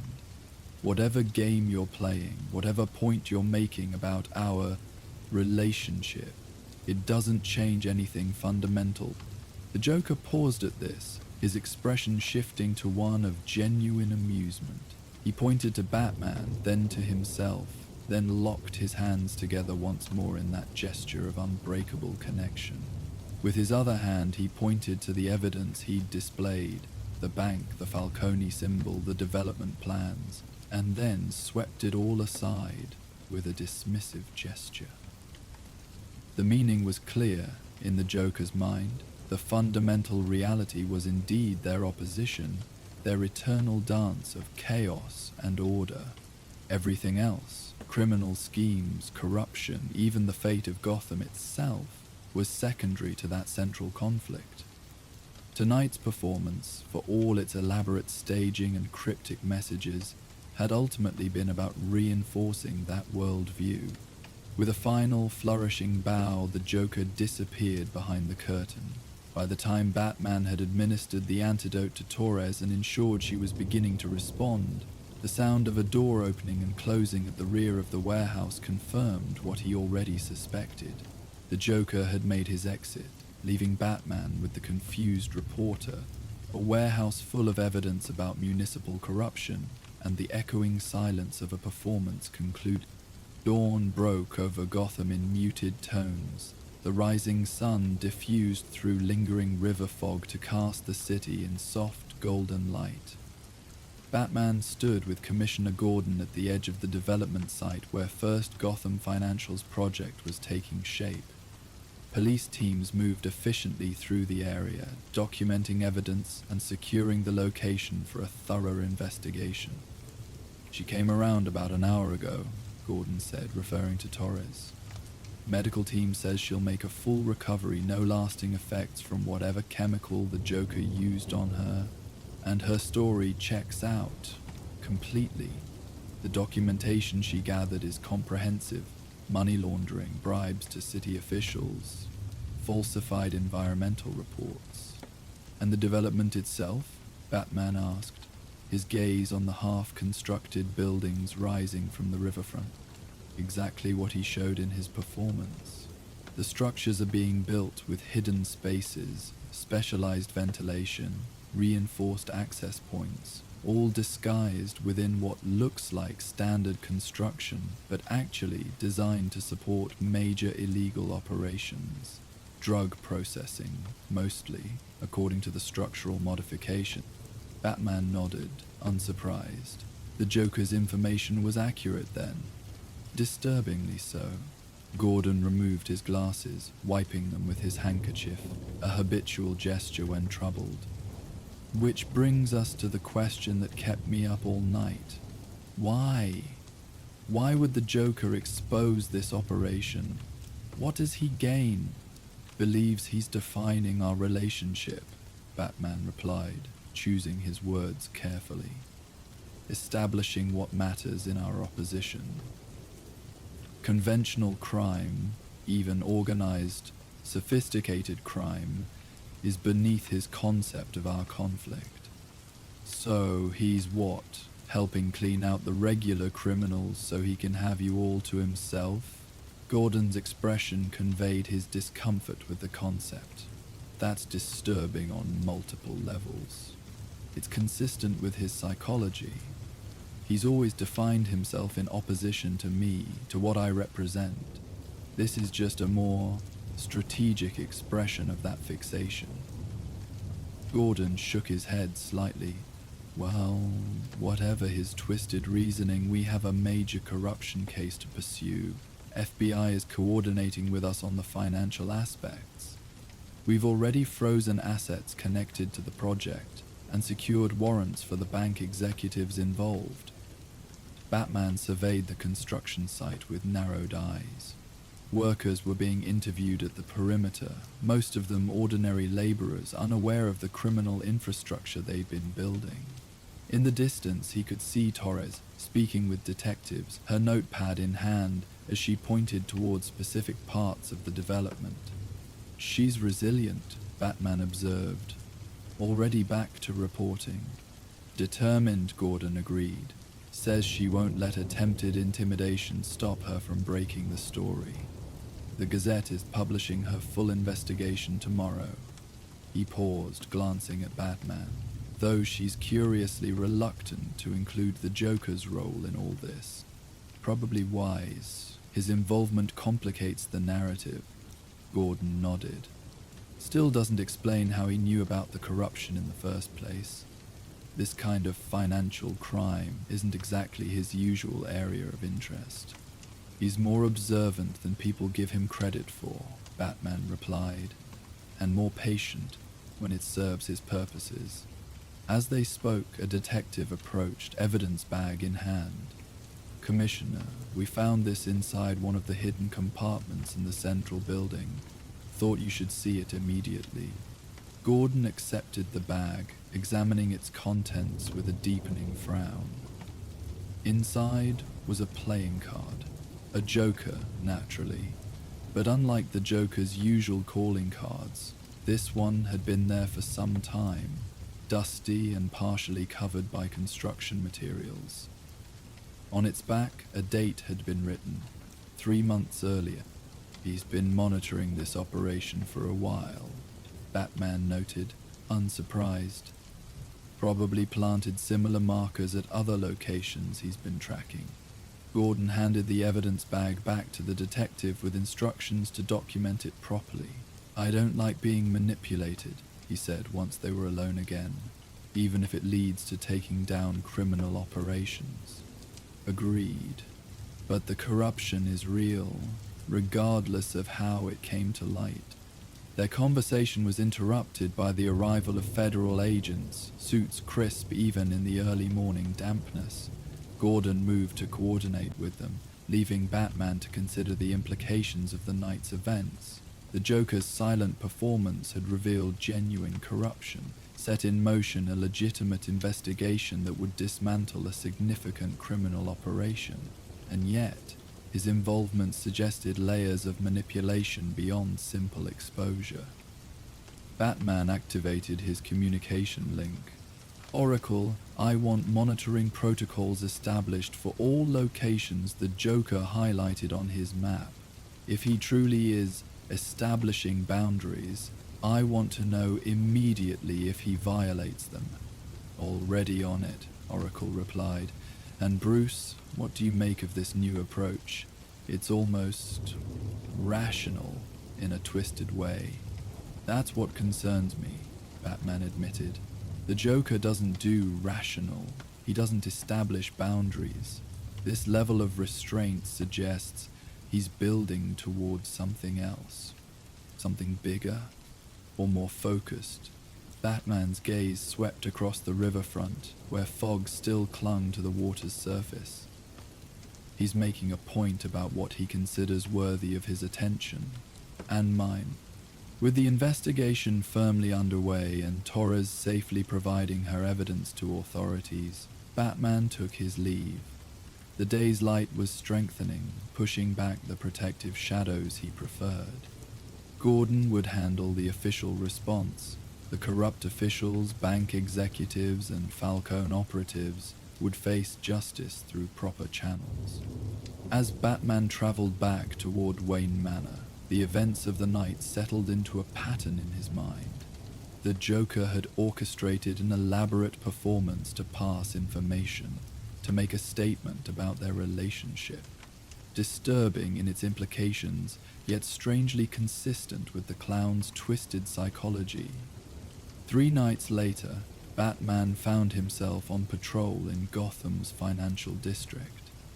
The fallout from Torres's exposé continued to reverberate through the city's power structures. 3 bank executives arrested, 2 city officials resigned in disgrace, and a joint task force formed to investigate other potential corruption in development projects throughout Gotham. A successful outcome by any objective measure. Yet Batman remained uneasy, waiting for the other shoe to drop, for whatever game the Joker was truly playing to reveal itself. Movement detected at Amusement Mile. Oracle's voice interrupted his thoughts. Security cameras captured a flash of purple and green near the old carousel. The abandoned amusement park had been one of the Joker's favorite haunts over the years, though he hadn't used it recently. Anyone else? No other heat signatures detected. Just one figure, moving deliberately, not trying to hide. An invitation, then. Clear and deliberate, like the flyers that had started this strange engagement 3 nights ago. "I'm on my way," Batman decided. "Alert Gordon, but tell him to keep his distance unless I signal. This feels like a continuation." The journey to Amusement Mile took him across Gotham's varied landscape, from the gleaming towers of the financial district, through the dense urban neighborhoods of the city center, to the decaying structures of what had once been Gotham's premier entertainment destination. The abandoned amusement park stood as a ghostly reminder of happier times, its rides frozen in mid-motion, paint peeling, structures gradually surrendering to rust and weather. Batman approached cautiously, using the dilapidated attractions for cover as he surveyed the area. The carousel Oracle had mentioned stood at the park's center, once the pride of Amusement Mile with its hand-carved horses and ornate canopy. Now it was a shadow of its former glory. Horses chipped and faded, canopy torn in places to reveal the night sky above.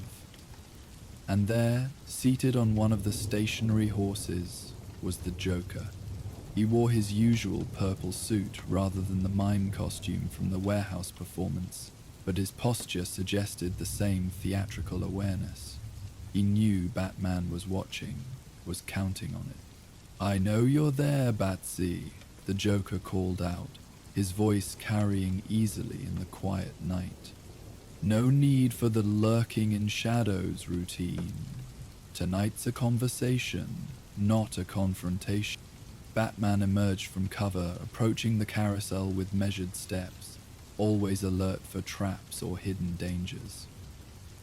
"You've said what you needed to say with your performance.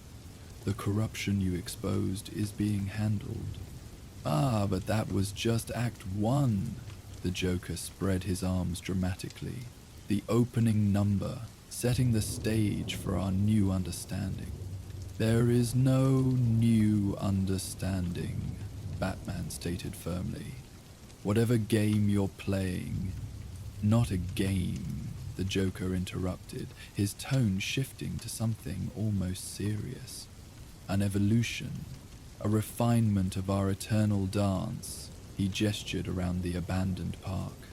"Look at this place. Once the pride of Gotham, now forgotten, decaying while attention shifts elsewhere. Reminds me of certain criminal enterprises, growing stale and predictable while pretending to be something special." Batman maintained his distance, studying the Joker's unusually contemplative demeanor. "So, your warehouse performance was what? A critique of Gotham's criminal hierarchy? More a clarification of priorities." The Joker slipped off the carousel horse, landing with theatrical grace. "Those bank executives? The Falcones with their smuggling operations? So predictable, so ordinary. Their noise, Batman. Background static distracting from what really matters in this city. And what's that?" The Joker's smile widened. "Us, the primal conflict. Order versus chaos. Purpose versus meaninglessness." He approached, hand spread to show he held no weapons. "The warehouse was my way of saying, let's clear the board of these tedious pieces. They're beneath us both." Batman remained motionless, processing the Joker's words against his actions of recent days. "You've been feeding me information about criminal operations, anonymous tips leading to successful interventions." "Guilty as charged," the Joker took a theatrical bow, "though I prefer to think of it as curation, selecting which criminal enterprises are worthy of your attention and which," he made a dismissive gesture, "are just cluttering our special relationship." "We don't have a relationship," Batman stated coldly. "Oh, but we do, the most significant one in Gotham." The Joker circled slowly, maintaining a respectful distance. "We define each other, complete each other. My chaos against your order, my spontaneity against your discipline. What would you be without me to oppose? Just another vigilante punching mundane criminals." Batman's eyes narrowed. "And what would you be without me? Just another criminal, indistinguishable from those you dismiss." The Joker's laughter echoed through the abandoned park, genuinely delighted. Exactly. You do understand. We need each other to be exceptional. His expression shifted, becoming more focused, which is why I've decided to refine my artistic expression, to focus on meaningful chaos rather than random destruction. Meaning what, exactly? Meaning I'm establishing boundaries, as you so astutely observed in our warehouse exchange. Certain criminal enterprises are your domain to dismantle. Boring, predictable crime that requires boring, predictable response. The Joker's eyes gleamed in the moonlight, while I focus on more philosophical challenges, testing not just your physical prowess, but your ideological foundations. Batman processed this disturbing proposal. The Joker was essentially suggesting a division of labor, conventional crime for Batman to handle, while the Joker pursued more targeted, conceptual forms of chaos. It was both calculated and deeply unsettling. And if I reject this refinement, Batman asked. The Joker shrugged. Then nothing changes. We continue as before. But consider this. He gestured toward the Gotham skyline, visible beyond the park's broken fences. How many lives might be saved if the energy we spend fighting each other was directed more efficiently? You focusing on dismantling criminal infrastructure, me challenging Gotham's complacent social order without the collateral damage. You expect me to believe you're concerned about collateral damage? Believe what you will. The Joker's expression turned surprisingly earnest. But ask yourself, wasn't our recent interaction more interesting than our usual routine? You interpreting my silent performance, me revealing corruption you might otherwise have missed. Both of us engaged in something more intellectually stimulating than mere physical conflict. There was a twisted logic to the Joker's proposal, Batman had to admit. Their warehouse encounter had been unusually restrained, more psychological than physical, focused on communication rather than combat, and it had led to a genuine benefit for Gotham. A major criminal operation exposed, corruption revealed, justice served. But accepting any framework proposed by the Joker was dangerous. Acknowledging any validity to his worldview risked subtle manipulation, the first step down a slippery slope. Your performance involved an innocent hostage, Batman reminded him.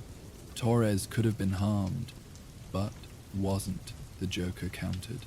Quite the opposite. She was rescued from those who would have permanently silenced her.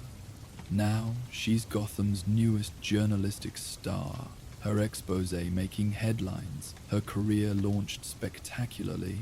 He spread his hands. Sometimes my methods are unorthodox, but in this case the outcome benefited everyone involved, except the criminals, of course. Batman remained silent, weighing the complexities of the situation.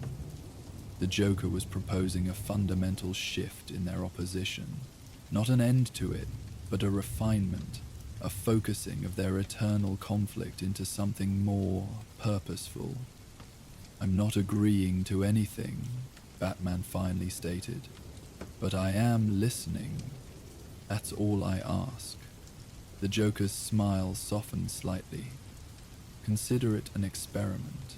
I focus my attention on more meaningful forms of chaos, challenging systems rather than harming individuals. You continue your crusade against Gotham's criminal elements, perhaps with occasional anonymous tips to guide you toward particularly interesting cases.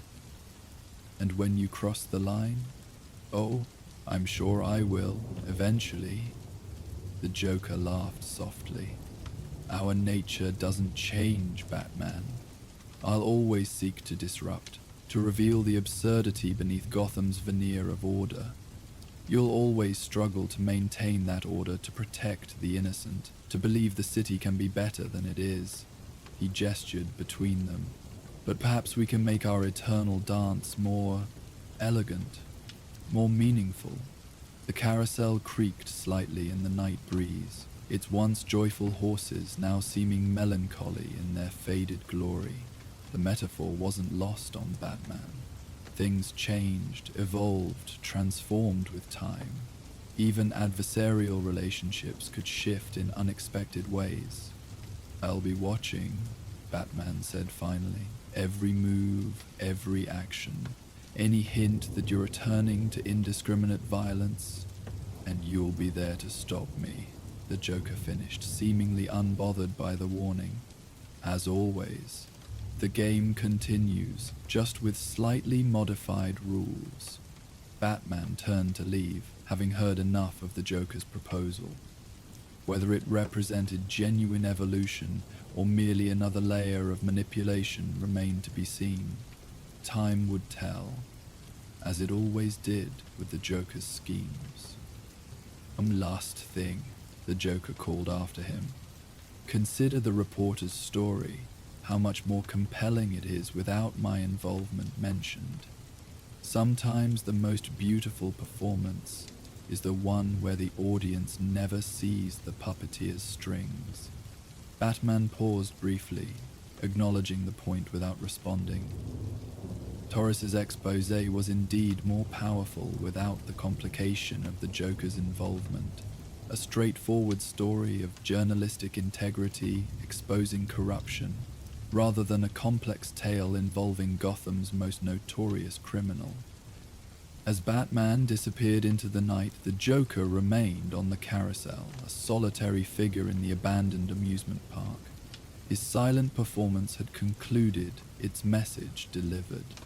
Whether Batman chose to accept the proposed evolution in their relationship or reject it entirely, the fact remained that something had shifted between them, a new understanding, however tentative, of their eternal opposition. The rain began to fall again, gentle and persistent, washing over Gotham's varied landscape, from the decaying remnants of Amusement Mile to the gleaming towers of the financial district, from the riverfront development now under investigation to the quiet streets where citizens slept unaware of the night's strange conversation. The city continued in its complex dance of light and shadow, order and chaos, each element defining the other through eternal opposition. Just as Batman and the Joker defined each other, adversaries locked in a relationship neither could fully escape nor completely deny. The silent sideshow had been just another act in their ongoing performance, another statement in their complex dialogue of opposition. But perhaps, in some small way, it had also been the beginning of something new, a refinement, an evolution in how that opposition would manifest in Gotham's uncertain future. The night deepened, the rain continued, and somewhere in that shrouded cityscape, two extraordinary figures moved along their separate paths, conscious of each other's presence yet maintaining their distance, each contemplating what this strange new understanding might mean for the eternal dance they shared. For now, at least, Gotham was quiet. The corruption exposed by the silent sideshow was being addressed through proper channels. Justice was being served. And if that quiet had been achieved through unconventional means, through a mime performance in an abandoned warehouse, through information shared between adversaries, perhaps the outcome mattered more than the method. Time would tell. It always did. As the rain continued its gentle cadence over Gotham, Batman made his way back toward the city center. The encounter at Amusement Mile had left him with much to contemplate. The Joker's unusual proposal, the implications of their evolving opposition, the strange sense that something fundamental had shifted in their eternal dance. These thoughts accompanied him as he glided between buildings, the wet shimmer of the city below reflecting the scattered lights of late-night establishments and emergency vehicles. The peaceful rhythm of rainfall against his cape provided a soothing counterpoint to the complexity of the night's events. Batman's patrol route took him past one of Gotham's oldest districts, where modern skyscrapers gave way to architecture from a different era. Victorian facades and Art Deco embellishments spoke to the city's layered history, its constant reinvention alongside stubborn preservation of the past. His gaze was drawn to a particular building standing in dignified solitude among its more renovated neighbors, the old Gotham Library. Its limestone exterior weathered by decades of the city's harsh climate, its windows glowing with warm, amber light despite the late hour. The sight stirred something in his memory, a case from years past involving rare manuscripts, a series of mysterious disappearances connected to ancient texts. The library had been central to that investigation, its labyrinthine stacks and forgotten reading rooms holding secrets beyond mere literature. Perhaps it was time to revisit those quiet halls, to exchange the rain-soaked rooftops for the hushed sanctuary of bound pages and polished wood. After the psychological intensity of his encounters with the Joker, the library's scholarly silence might provide the perfect environment to process recent events, to consider their implications with the wisdom of accumulated knowledge surrounding him. Decision made, Batman changed direction, heading toward the old building's distinctive silhouette. Whatever secrets awaited within those venerable walls, they would surely prove a striking contrast to the theatrical revelations of the silent sideshow now concluded. Rain fell gently against the massive stained glass windows of Gotham's central library, transforming their intricate patterns into blurred kaleidoscopes of color that spilled across the marble floors inside. The century-old building stood silent and empty, its grand halls temporarily abandoned, during an extensive renovation project that had closed it to the public for the past 3 months. Scaffolding climbed the walls like skeletal ivy, and plastic sheeting draped over priceless collections created ghostly silhouettes in the darkness. The only illumination came from emergency lights that cast long shadows through the reading rooms, their soft amber glow insufficient to banish the darkness, but enough to transform the library into a labyrinth of dim corridors and sheltered corners. The air hung heavy with the distinctive scent of old books, leather bindings, aging paper, and the faint undercurrent of preservation chemicals used by conservators. In the security monitoring station 6 blocks away, a night guard glanced up from his crossword puzzle as a silent alarm indicator blinked red on his console. 3rd night this week. Same location, same pattern. Got another silent trigger at the library, he reported into his radio, already reaching for the direct line to GCPD. Sector 4, Rare Manuscripts Division. Minutes later, the call was routed through to Commissioner Gordon, who stood on the roof of police headquarters beside the illuminated bat signal, its beam cutting through the misty rain toward cloud-covered skies. 3rd intrusion this week, Gordon said without preamble as Batman materialized from the shadows. Security system keeps detecting movement in the central library's restricted collections, but officers find nothing disturbed when they arrive. I was about to send a team to investigate tonight's alarm, but he gestured toward the signal above them. I'll handle it, Batman replied, his voice low and measured. The library's collections are irreplaceable. GCPD officers, regardless of their care, risk damaging delicate materials. Gordon nodded, knowing better than to take offense. The library's head archivist was concerned enough to call me directly. Says some of the oldest municipal records are kept in that section. Historical documents dating back to Gotham's founding. Any specific threats? Nothing concrete, but after cataloguing the collections yesterday, they noticed. Gordon hesitated, his expression suggesting he found the information trivial. Pencil markings. Faint notes in the margins of some texts. Wasn't clear if they were recent or century-old annotations from previous scholars, Batman's eyes narrowed slightly. Which texts? Early city planning documents, maps of the original sewage system, property records from the 1800s, details on the founding families. Gordon shrugged. Hardly seems worth stealing or vandalizing. Most of it's been digitized already. Information is valuable to those who know how to use it, Batman replied. I'll report what I find. With that, he was gone, leaving Gordon alone in the rain beside the signal, which he promptly switched off. The Central Library's massive neoclassical structure occupied an entire city block in Gotham's Old Town district. Its stone facade, weathered by decades of Gotham's harsh climate, loomed above the surrounding buildings like a temple to knowledge. Batman approached from the east, using the adjacent building's rooftops to survey the library's exterior before making his entrance. No obvious signs of forced entry, no disturbances to the construction equipment surrounding the building. Security appeared intact, yet the silent alarm had been triggered repeatedly in the same section without any visible explanation.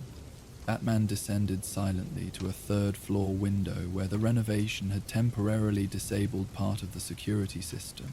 The glass pane slid noiselessly aside as he applied precise pressure to its frame, a minor weakness he'd identified months ago during a routine security assessment of Gotham's major institutions. Inside, the library transformed into a different world. The rain's persistent patter faded to a distant whisper, replaced by the profound silence that only spaces designed for quiet contemplation could achieve. Batman moved through the shadows with practiced ease, his footsteps making no sound on the marble floors as he navigated toward the rare manuscripts division on the building's east wing. His cowl's enhanced vision modes revealed the layout ahead. The grand reading room with its massive oak tables, the circulation desk with its abandoned computer terminals, and beyond them, the secured areas that housed Gotham's most valuable literary and historical treasures. As he approached the rare manuscripts section, Batman detected something unusual. A faint, inconsistent light source flickering from within the secured area. Too controlled to be an electrical malfunction, too subtle to be detected from outside the building. Someone was inside, using minimal illumination to avoid detection. Batman paused at the division's entrance, listening. Beneath the building's ambient sounds, the subtle creaking of old wood, the distant hum of essential systems, came another noise, pages turning, the soft scrape of a book being removed from a shelf and replaced, careful footsteps moving methodically through the stacks, and then, most distinctively, a quiet humming. A tune that was both playful and discordant, familiar in its unsettling cadence. The Joker. Batman's stance shifted imperceptibly, muscle memory preparing for potential confrontation, while his mind processed this unexpected development. The Joker's methods typically involved grand gestures, public spectacle, chaos designed for maximum visibility. This quiet, methodical intrusion into a shuttered library was uncharacteristically restrained, concerning in its deviation from established patterns.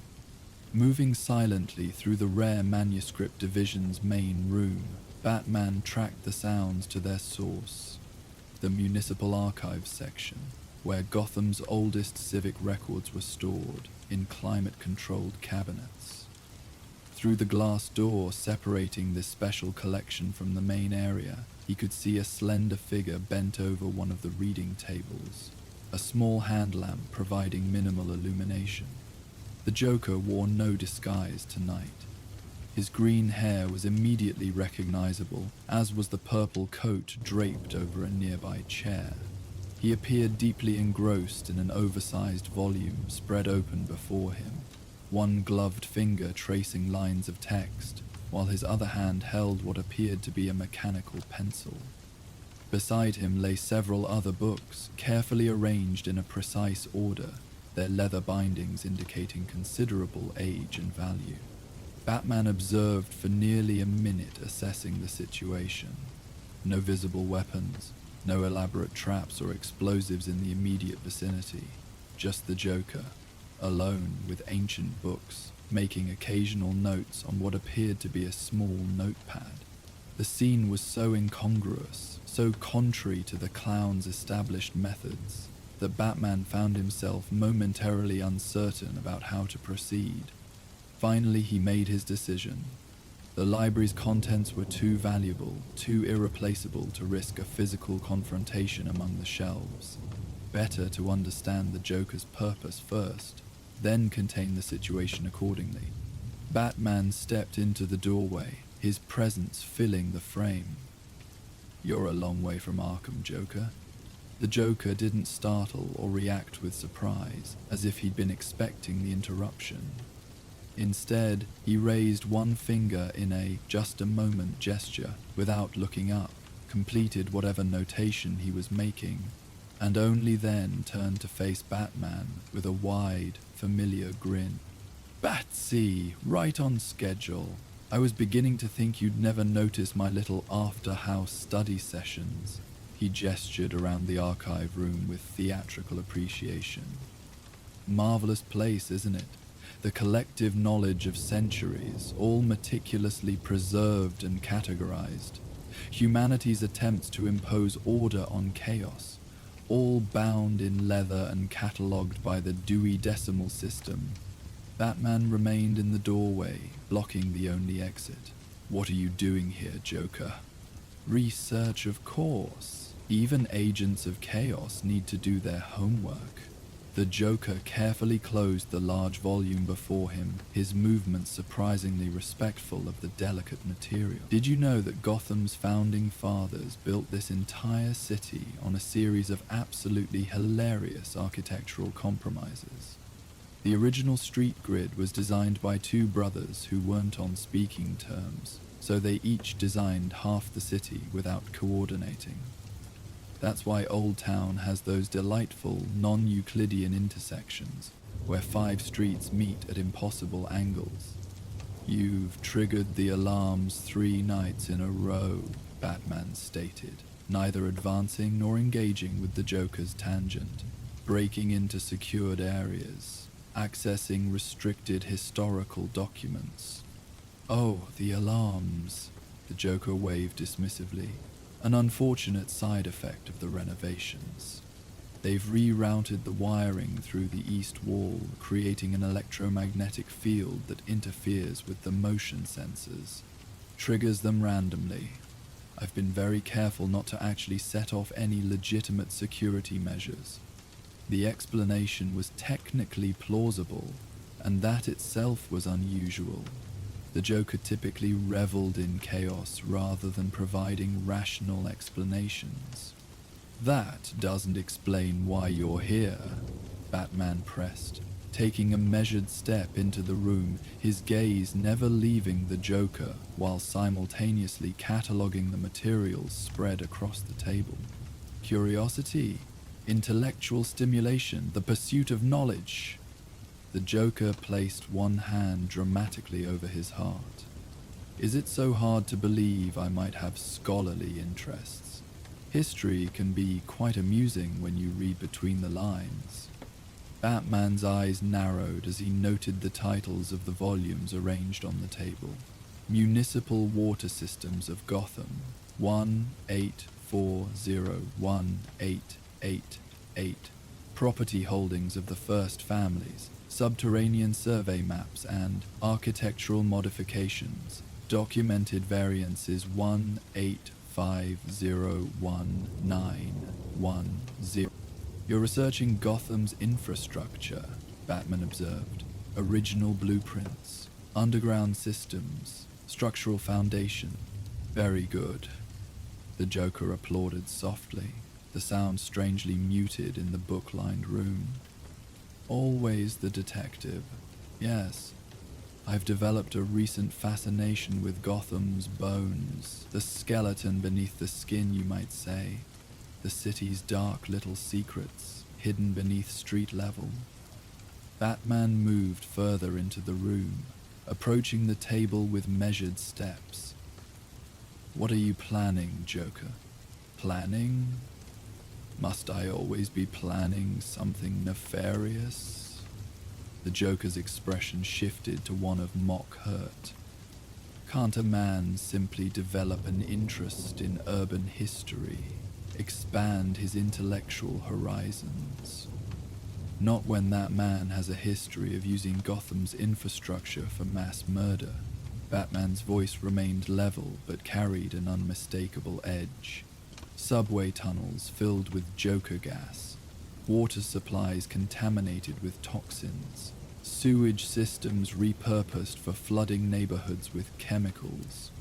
Ancient history, water under the bridge, or through the tunnels, as it were.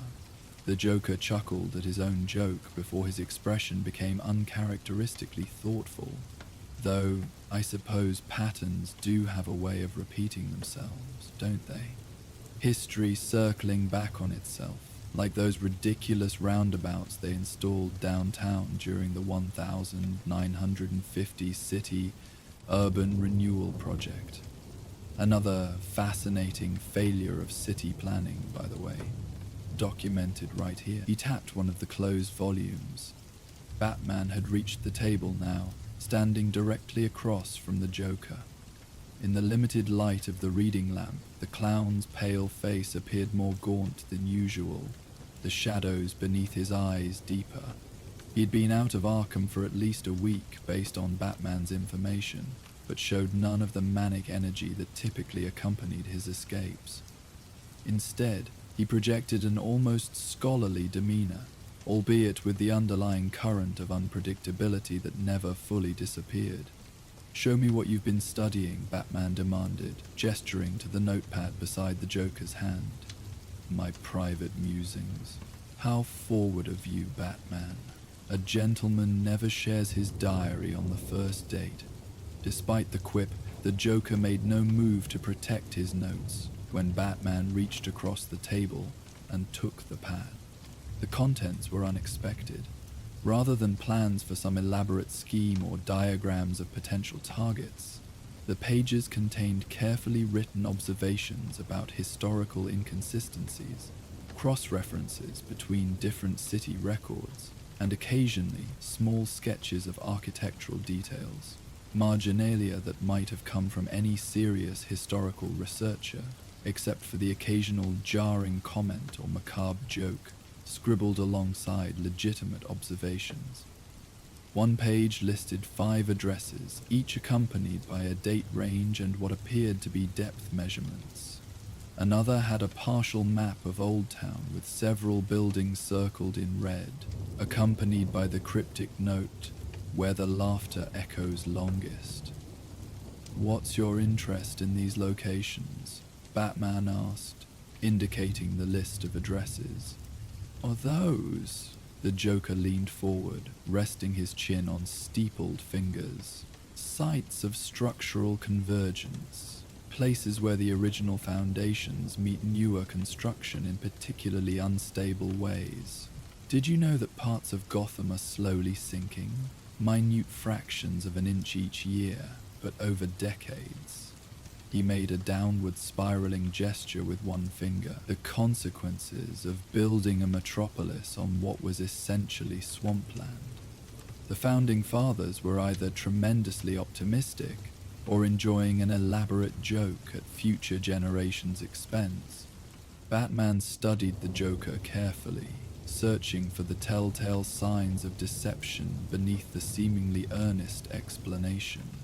The clown maintained eye contact, his expression open and animated by what appeared to be genuine intellectual enthusiasm, yet something remained off, a subtle wrongness that Batman couldn't immediately identify.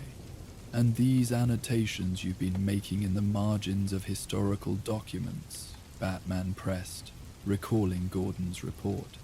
Corrections, clarifications, commentary. The Joker's grin widened. History is never as straightforward as the official records suggest.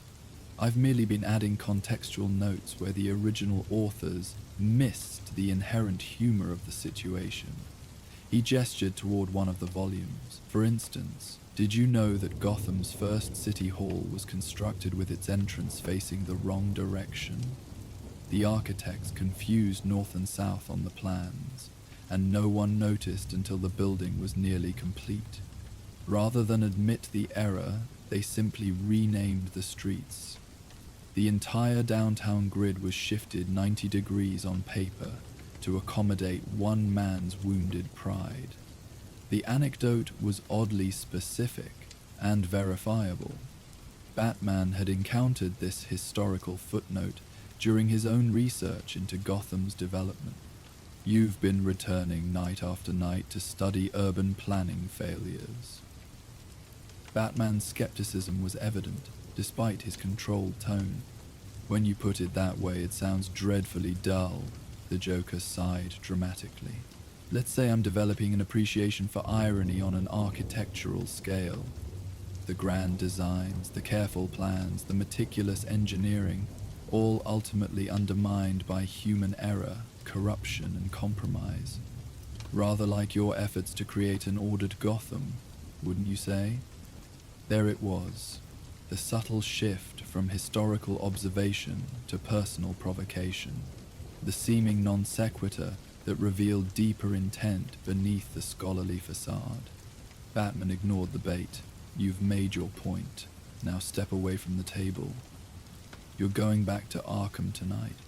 So soon? But I've only just begun exploring the 19th century municipal records collection. The Joker gestured at the surrounding shelves with genuine disappointment. There's a fascinating section on the original asylum blueprints I was hoping to peruse tomorrow night. Did you know Arkham was initially designed with open corridors rather than cells? The architects believed natural light and unobstructed views would aid in mental recovery. Quite progressive for the 1800s. Obviously, later events necessitated a more secure approach. As he spoke, the Joker slowly rose from his chair, his movements deliberate and unthreatening. No sudden gestures, no reaching for hidden weapons. Even his characteristic wild energy seemed subdued in the library's hushed atmosphere. We both know how this ends, Batman stated, moving around the table to position himself for a potential apprehension. Whatever you're planning stops now. Always assuming the worst. The Joker shook his head with seemingly genuine regret. But I suppose that's the dance we do, isn't it? You expect chaos, I deliver chaos. Roles become habits, become destiny. Something in his phrasing caught Batman's attention.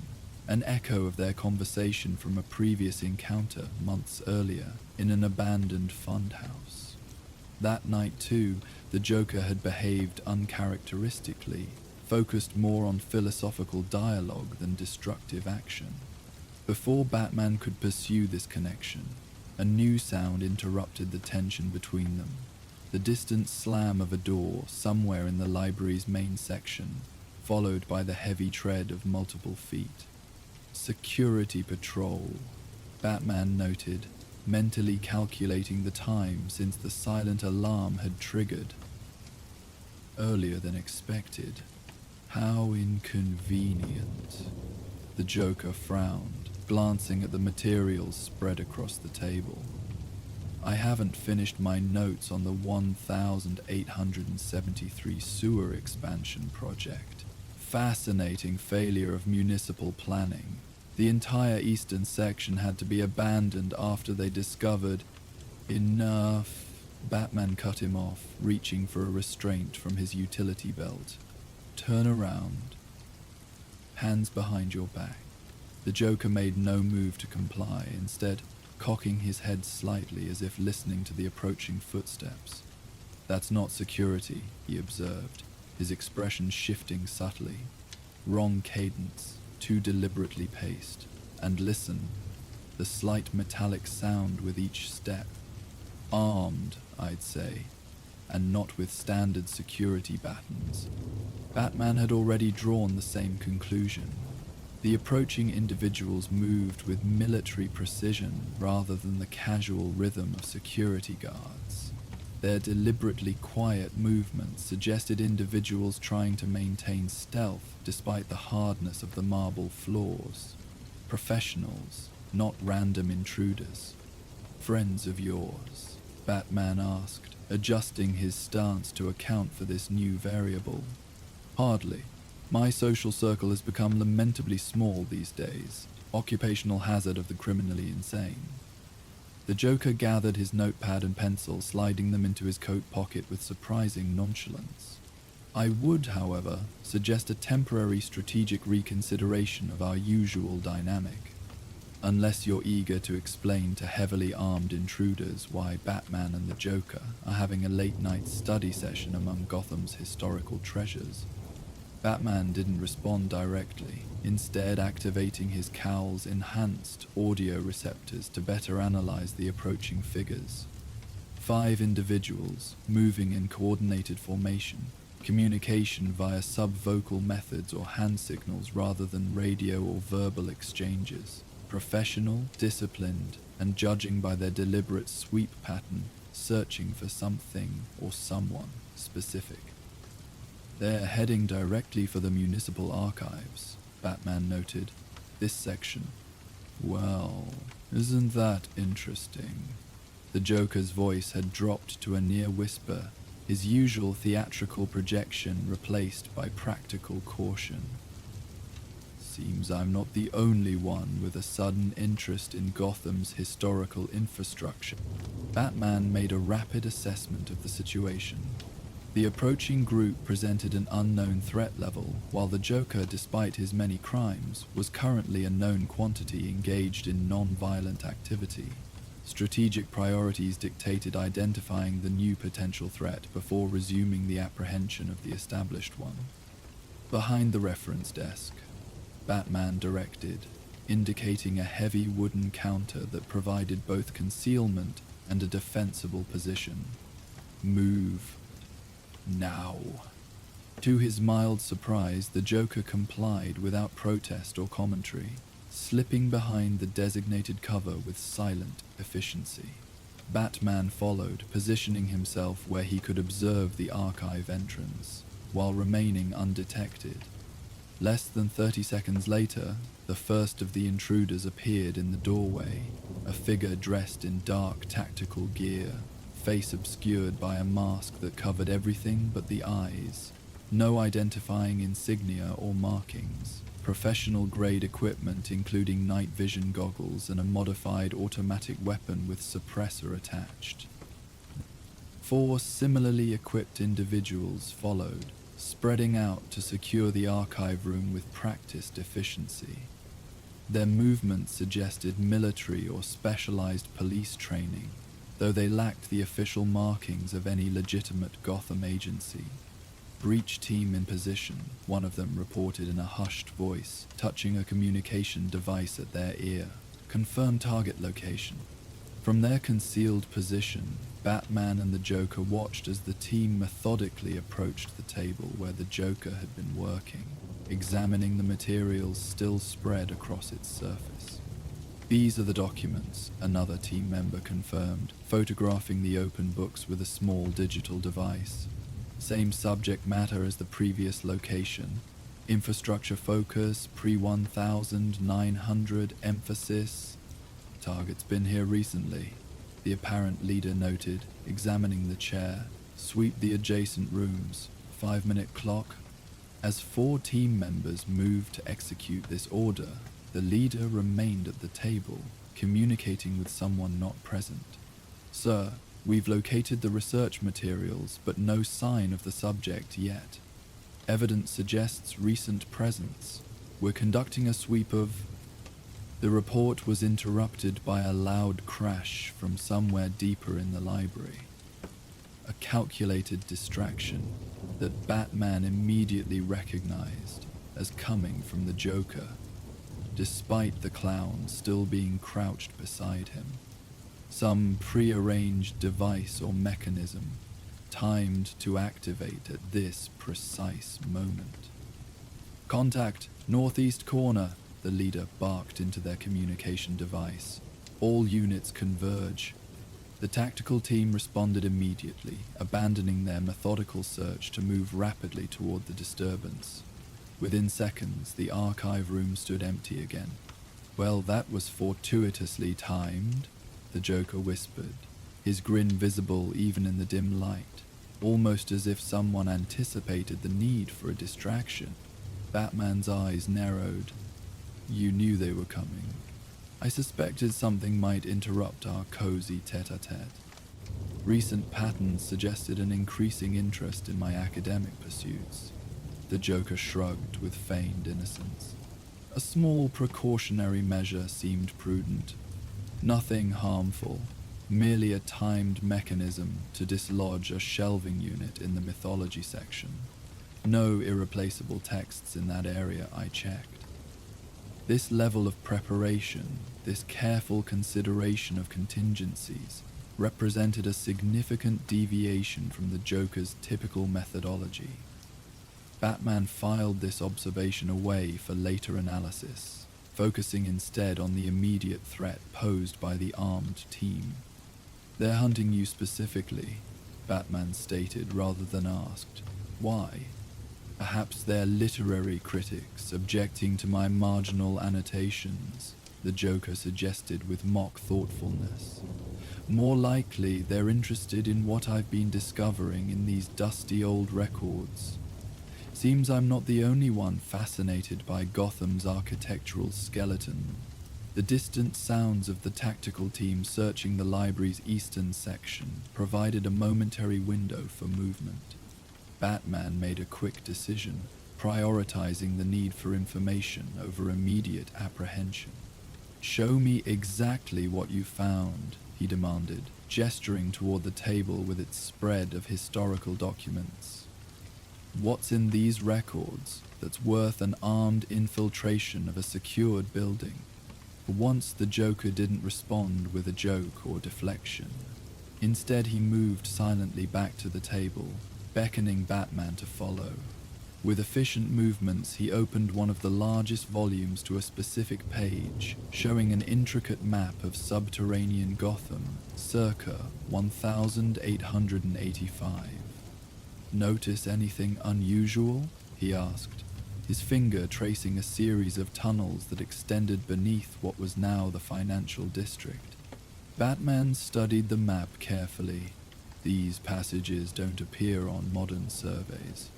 "Precisely, officially abandoned and sealed during the 1892 reconstruction after the Great Fire, except..."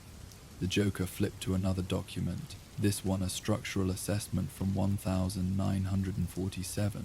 "According to this engineer's report, when they attempted to locate the sealed entrances for a subway expansion, they couldn't find them. Not destroyed, not concrete filled, simply absent. As if the tunnels had never existed." Batman processed this information quickly, correlating it with his own extensive knowledge of Gotham's underground systems. The eastern access would have been beneath what's now the Gotham Exchange building, currently undergoing its own renovation, the Joker confirmed with a nod. "Foundation reinforcement, if the public notices are to be believed. Rather extensive work for a building less than 40 years old, wouldn't you say?" The connections were forming rapidly in Batman's mind. "The other locations on your list, they're all buildings constructed over these unmarked tunnel sections, and all currently undergoing some form of structural maintenance by the same obscure subsidiary of Wayne Enterprises." The Joker's expression showed genuine intellectual animation, the thrill of puzzle solving temporarily eclipsing his usual chaotic demeanor. "Curious coincidence, don't you think?" Batman's attention sharpened at the mention of Wayne Enterprises. He was certain no such subsidiary existed within the corporate structure he personally oversaw. which meant either the Joker was misinformed or someone was using Wayne Enterprises as a false front for whatever operation was being conducted. These unmarked tunnels, Batman pressed. What was their original purpose? That's where history becomes delightfully ambiguous. The Joker turned several pages, revealing architectural drawings with unfamiliar insignias at their corners. According to official records, drainage and utility access, but these symbols, not standard municipal markings of the period, and the dimensions, he indicated measurements noted on the margins. Excessive for mere utility tunnels, wouldn't you say? Batman recognized the symbols from his studies of Gotham's oldest secret societies, a connection that added concerning context to the Joker's research.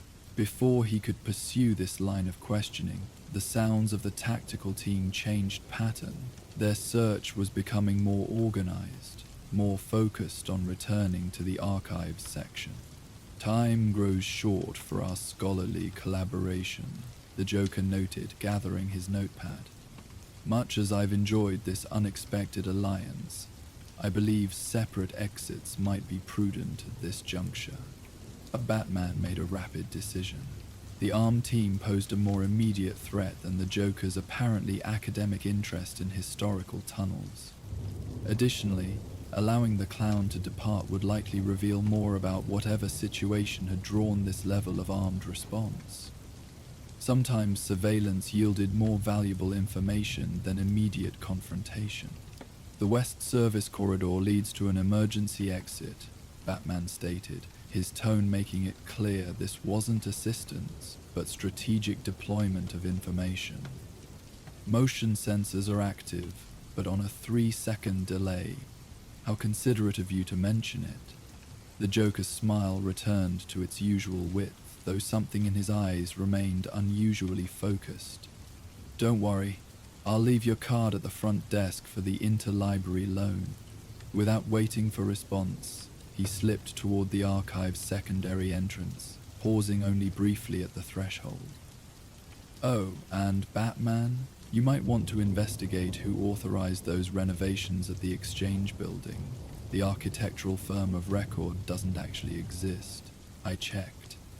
Someone's gone to extraordinary lengths to access those forgotten tunnels, while maintaining plausible deniability. He tapped his notepad. The history of Gotham isn't as safely buried as some would prefer. With that cryptic remark, he was gone, vanishing into the library's shadowed corridors with surprising stealth. Batman remained, only long enough to place a miniature tracker on the municipal records the Joker had been examining. If they were valuable enough to draw armed teams, they merited further investigation. Before melting into the darkness himself, moments before the tactical team returned to the archive room. 20 minutes later, from a rooftop surveillance position, Batman watched the unmarked tactical team depart the library with military precision, loading into nondescript vehicles that disappeared into Gotham's late-night traffic. They carried no evidence, no documents, their mission apparently reconnaissance rather than retrieval. No shots had been fired, no alarms triggered beyond the initial silent sensor that had brought him to the location. Whatever they sought, they hadn't found it. Or, more accurately, they hadn't found him. Batman activated his cow's communication system. Oracle. Here, Barbara Gordon's voice responded immediately. GCPD responders are still holding their perimeter position. No reports of disturbance from the library. Track 5 unmarked black SUVs departing the central library, moving west on Finger Avenue, Batman instructed. Special forces equipment, possibly private military contractors. I need to know where they're going and who they're reporting to. On it. Facial recognition? Negative. Fully masked. Professional operation. What were they after? Batman hesitated briefly.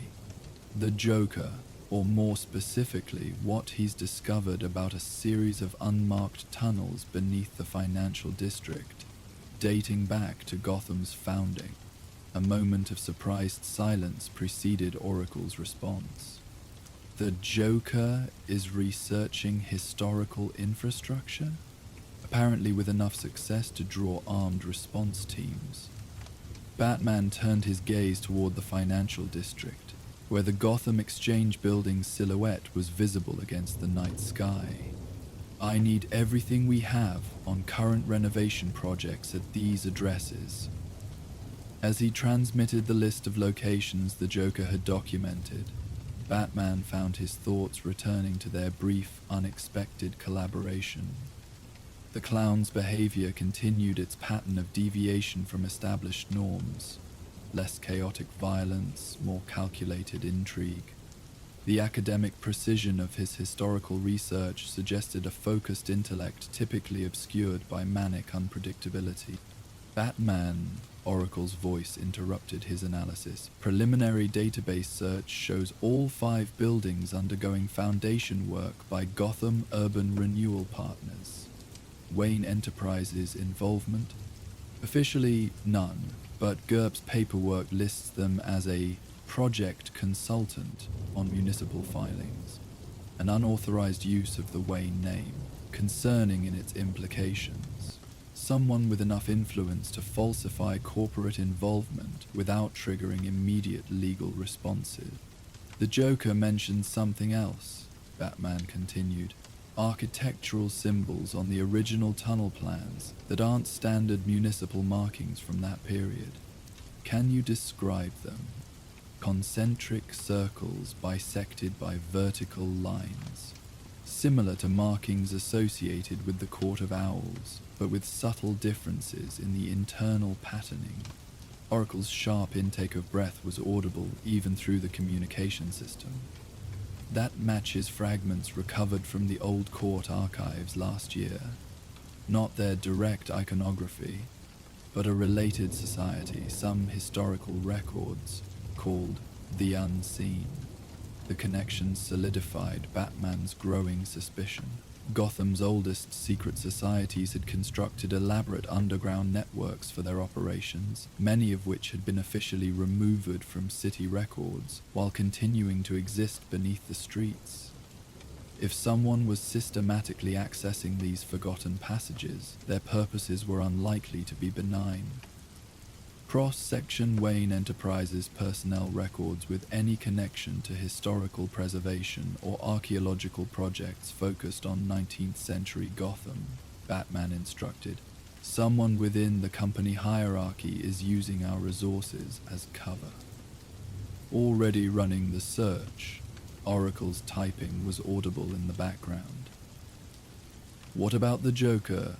If he's researching the same tunnels, he's approaching it from an academic angle, at least for now, Batman replied, surprising himself with this assessment. His interest appears to be in the historical contradictions, official records versus physical reality. Since when does the Joker care about historical accuracy?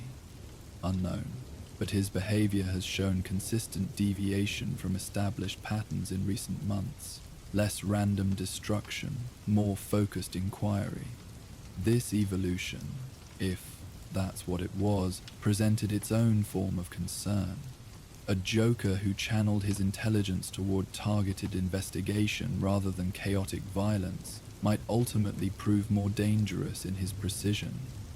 Yet, tonight's encounter suggested something more complex than simple refinement of criminal methodology.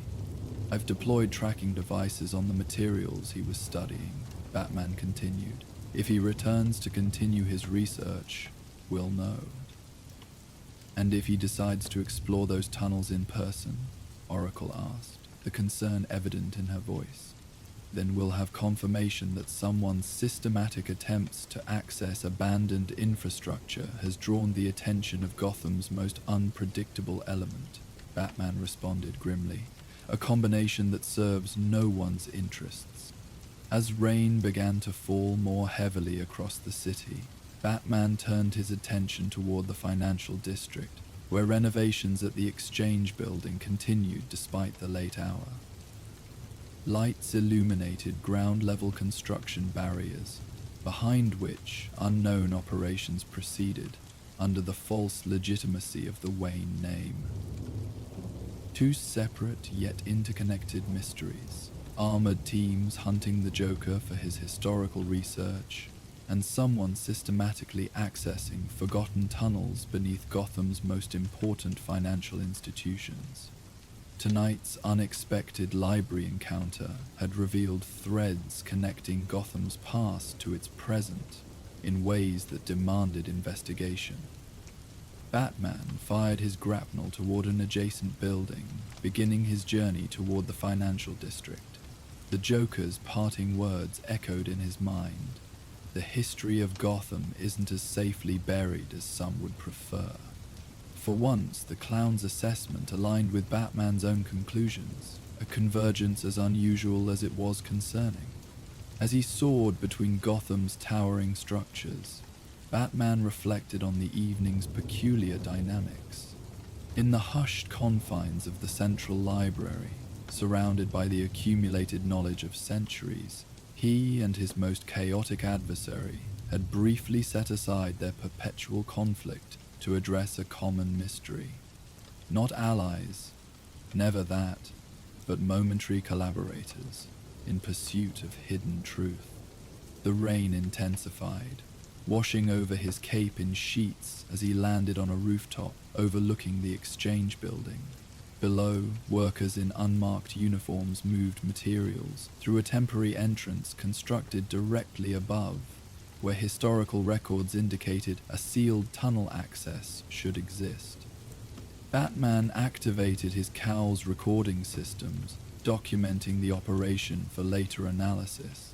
Whatever secrets lay buried beneath Gotham's streets, whatever connection they held to the city's shadowed past, he would uncover them, with or without the unexpected scholarly assistance of a clown who had temporarily traded manic destruction for historical research. The night was still young, and Gotham's oldest secrets waited beneath layers of history, concrete, and deliberately falsified records. But secrets, like bodies, rarely stayed buried forever, particularly in a city built on foundations as unstable as Gotham's. As Batman continued his surveillance of the exchange building, the night deepened around him. The rain gradually subsided, leaving Gotham glistening under the emergence of a partial moon that occasionally broke through the thinning cloud cover. He logged his findings, cataloging the connections between the hidden tunnels, the false Wayne Enterprises subsidiary, and the Joker's unexpected scholarly pursuits. Each piece formed part of a larger puzzle still taking shape in his mind. When the workers finally departed the construction site below, Batman made his way back across the city, his thoughts turning to the historical documents he'd glimpsed in the library. Tomorrow would require careful investigation of both the exchange building's renovations and whatever society had originally constructed those forgotten passages beneath Gotham's financial heart. The eastern horizon showed the first faint suggestion of dawn, not yet light, but a subtle lessening of darkness that hinted at the approaching day. Batman turned westward, where night still held firm dominion over the skyline. From this elevated vantage point, he could see the entirety of Gotham spread before him, its modern skyscrapers and century-old buildings coexisting in architectural harmony and discord, much like the city's perpetual balance between order and chaos. Rising above the western skyline, silhouetted against the last vestiges of night, stood the imposing Gothic structure of Gotham Cathedral. Its massive spires reached toward the heavens like stone fingers stretching from the city's religious heart. The tallest of these spires, recently restored after years of weather damage, caught Batman's attention. Something about its newly renovated peak seemed different tonight, a subtle change in its uppermost details that hadn't been present the previous evening. Batman adjusted his cowl's magnification, focusing on the cathedral's highest point. There, barely visible against the pre-dawn sky, a dark figure perched motionless atop the ornate stonework. Not a maintenance worker or security guard. The cathedral's staff wouldn't access the exterior spire at this hour, not a random thrill seeker. The position was too precarious, too deliberately chosen for its unparalleled view of the city. As he observed this distant sentinel, Batman felt the familiar tension of recognition. The cathedral spire had always been one of his own preferred observation points, a place where Gotham's protector could survey the entirety of his domain while remaining hidden in plain sight among the Gothic gargoyles and ornamental stonework. Tonight, however, another had claimed this lofty perch, someone who shared Batman's appreciation for elevated perspective and symbolic positioning. Someone whose presence atop Gotham's most sacred structure represented either profound contradiction or perfect thematic alignment, depending on one's interpretation. Batman fired his grapnel toward an adjacent building, beginning his journey westward.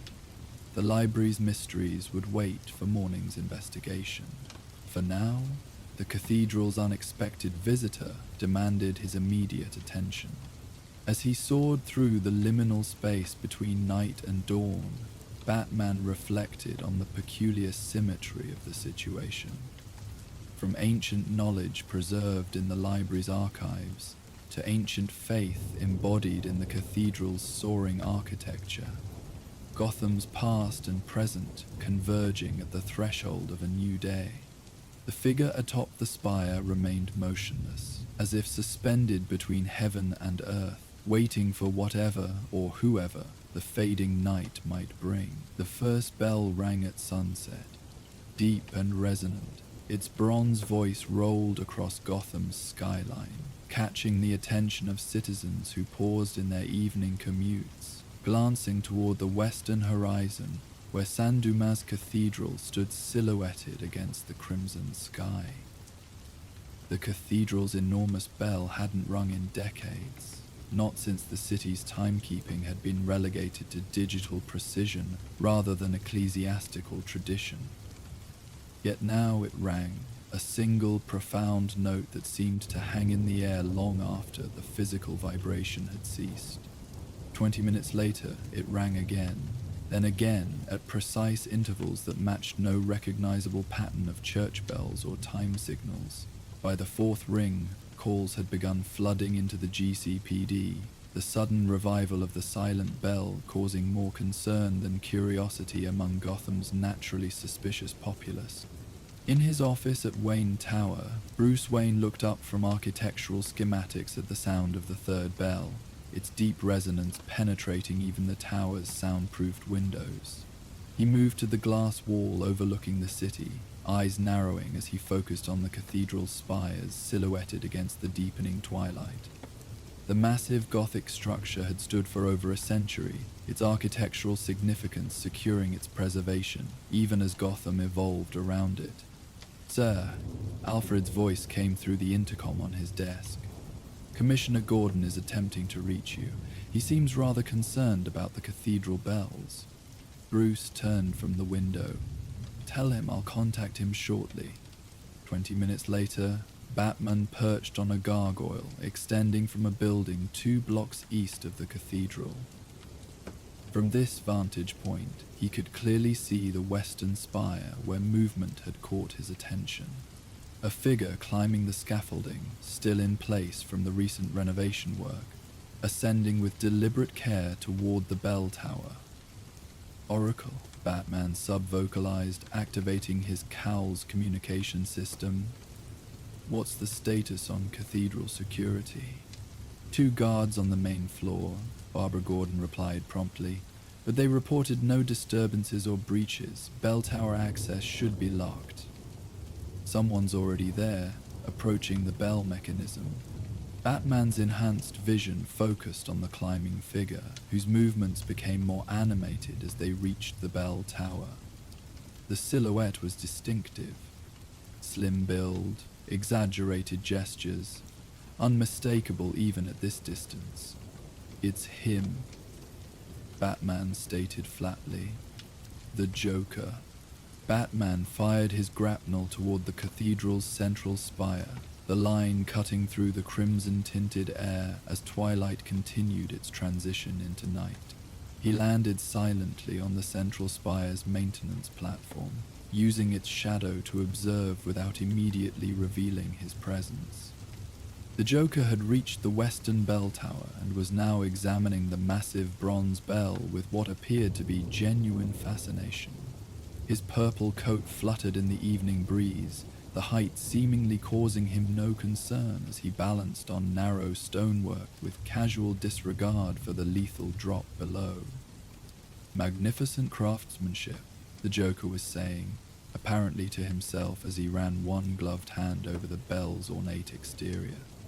"Cast in 1887, installed during the cathedral's completion in 1889.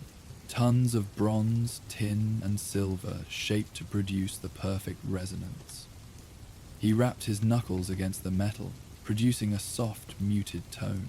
"The people of Gotham don't build things like this anymore.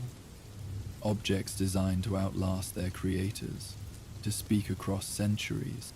Moving with practiced silence, Batman circled the central spire, approaching from the opposite side of the bell tower. As he drew closer, he could see that the Joker had brought tools.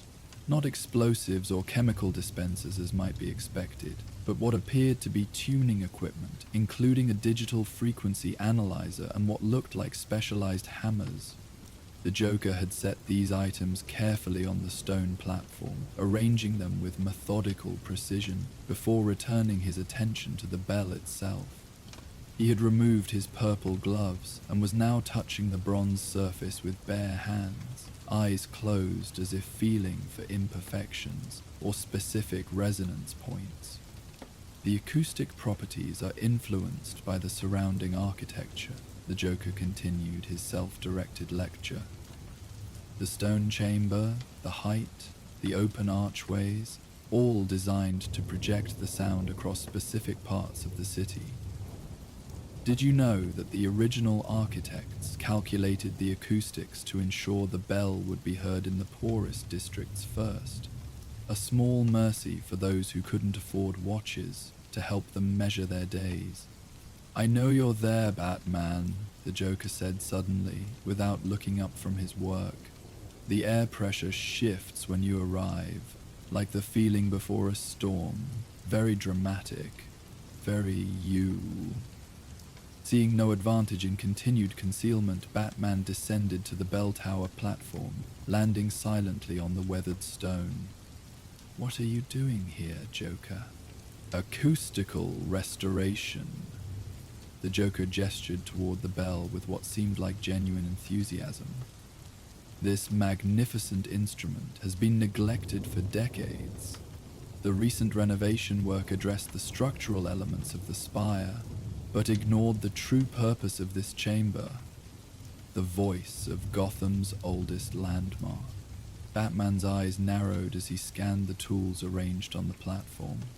Nothing obviously weaponized, though, with the Joker, ordinary objects could become lethal with minimal modification. "The bell has been ringing at 20-minute intervals. Why?" "Testing." The Joker picked up one of the specialized hammers, demonstrating a gentle tapping technique at various points on the bell's surface. "Each strike helps me map the acoustical profile. The cathedral architects intended a very specific tonal quality, a voice that would carry moral authority across the city. Over the decades, pollution, metal fatigue, and improper maintenance have altered that voice." He cocked his head, listening to the subtle resonance from his gentle tap. "I'm restoring it to its original intended frequency." Batman maintained his position, stance ready for any sudden movement, while cataloging the Joker's behavior against known patterns. You expect me to believe you're engaged in historical preservation. Well, when you say it like that, it does sound rather civic-minded for my usual brand of entertainment. The Joker's familiar grin flashed briefly before settling into a more focused expression. Let's call it a professional interest in Gotham's voice. The city speaks in many ways, through its architecture, its streets, its people. But this, he patted the bell affectionately, this was meant to be its most authoritative voice. The call to moral consideration, to contemplation of higher principles. He turned fully toward Batman now, the dying light of sunset casting his pale face in crimson hues. A voice that has been silenced for decades, while new voices, sirens, alarms, the screech of tires and the crack of gunfire have become Gotham's dominant dialect. Doesn't that strike you as historically significant? The residents below have been alarmed by the sudden ringing, Batman stated, gesturing toward the streets where GCPD units had established a perimeter around the cathedral. What's your actual purpose here? Alarmed? The Joker feigned surprise. By the sound of their own heritage, how telling. He turned back to the bell, selecting a different hammer from his collection. Though I suppose Gotham's citizens have learned to fear unexpected sounds, the city has taught them that sudden noises rarely herald positive developments. He struck the bell again, producing a clearer, more resonant tone than before. Almost there. The harmonic balance is still slightly off, a consequence of improper striking positions over the decades. The cathedral's last bell ringer died in 1973, did you know that? Since then, they've used an electric striker for ceremonial occasions, always hitting the same spot, creating a microscopic deformation in the bronze. Batman took a measured step closer, maintaining awareness of his position on the narrow platform. You still haven't answered my question. Haven't I? The Joker looked genuinely puzzled for a moment before his expression cleared. Ah, you're expecting some elaborate scheme. Explosives in the bell, perhaps. Joker toxin released with each ring. Sonic frequencies designed to drive citizens into a frenzy. He shook his head with apparent disappointment, always assuming the worst, though I suppose I've given you ample reason for such expectations over the years.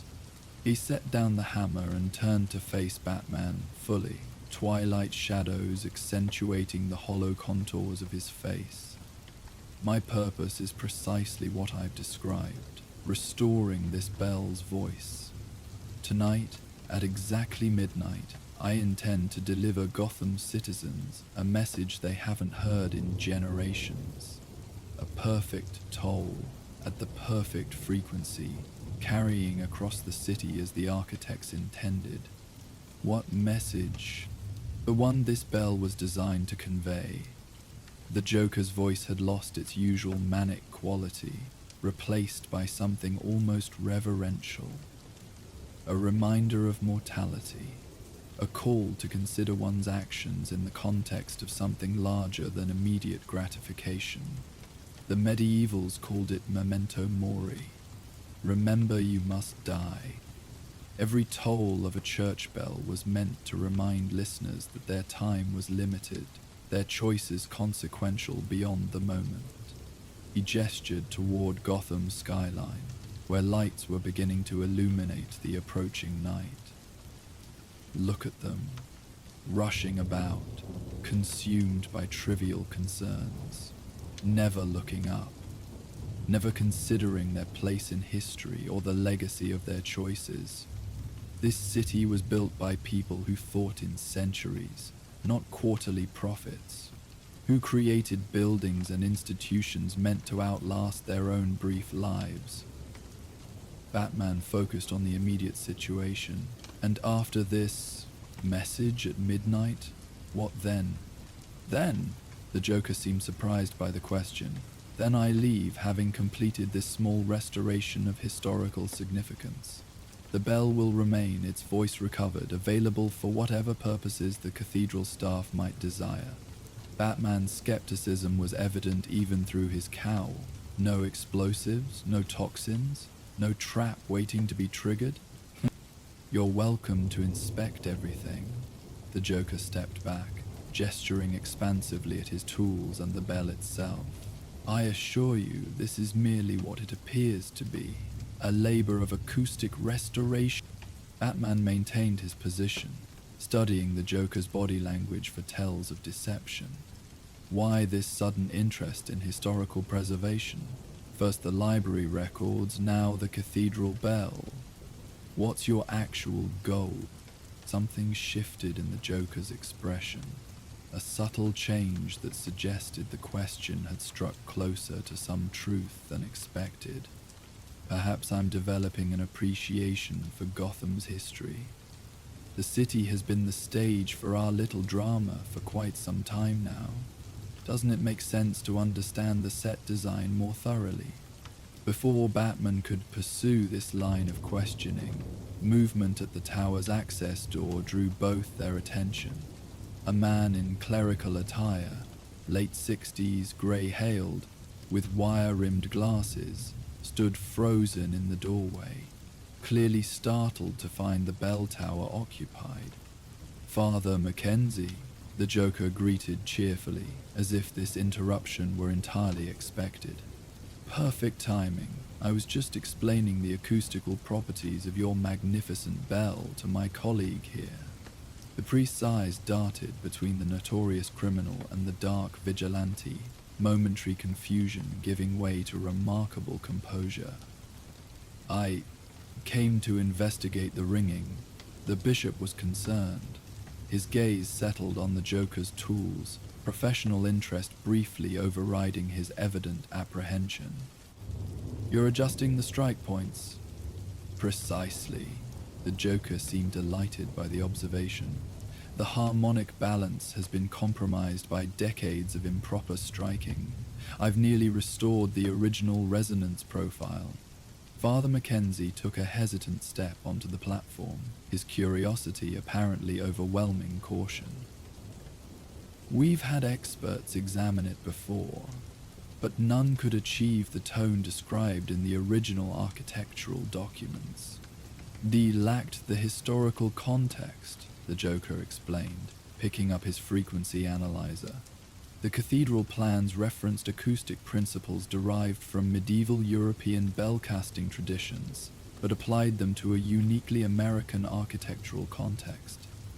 The dissonance between European design philosophy and American materials created a distinctive tonal quality that modern acousticians wouldn't recognize as intentional. The priest nodded slowly, his professional interest in the cathedral temporarily outweighing the surreal nature of receiving an expert explanation from Gotham's most notorious criminal. The original documents mention a voice that speaks to soul rather than mind. We assumed it was religious metaphor. Partially, the Joker agreed, but also a technical description of specific harmonic overtones designed to resonate at frequencies that create emotional rather than intellectual responses in listeners. Batman observed this exchange with growing puzzlement. The Joker was displaying legitimate expertise in historical acoustics, engaging in a technical discussion that showed genuine knowledge rather than improvised nonsense. Father, Batman finally interjected, you should return downstairs. The police have established a perimeter around the cathedral.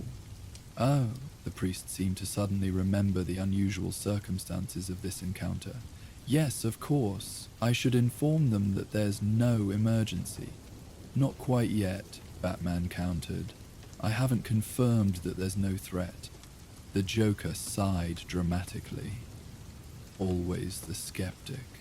Father Mackenzie, perhaps you could verify my work? You're familiar with the cathedral's historical documentation regarding the bell's intended sound. The priest hesitated, glancing between them, before his caretaker's instincts apparently won out. I suppose I could listen to the tone. The archives describe it very specifically. Excellent. The Joker selected another of his specialized hammers. This should produce something very close to the original voice.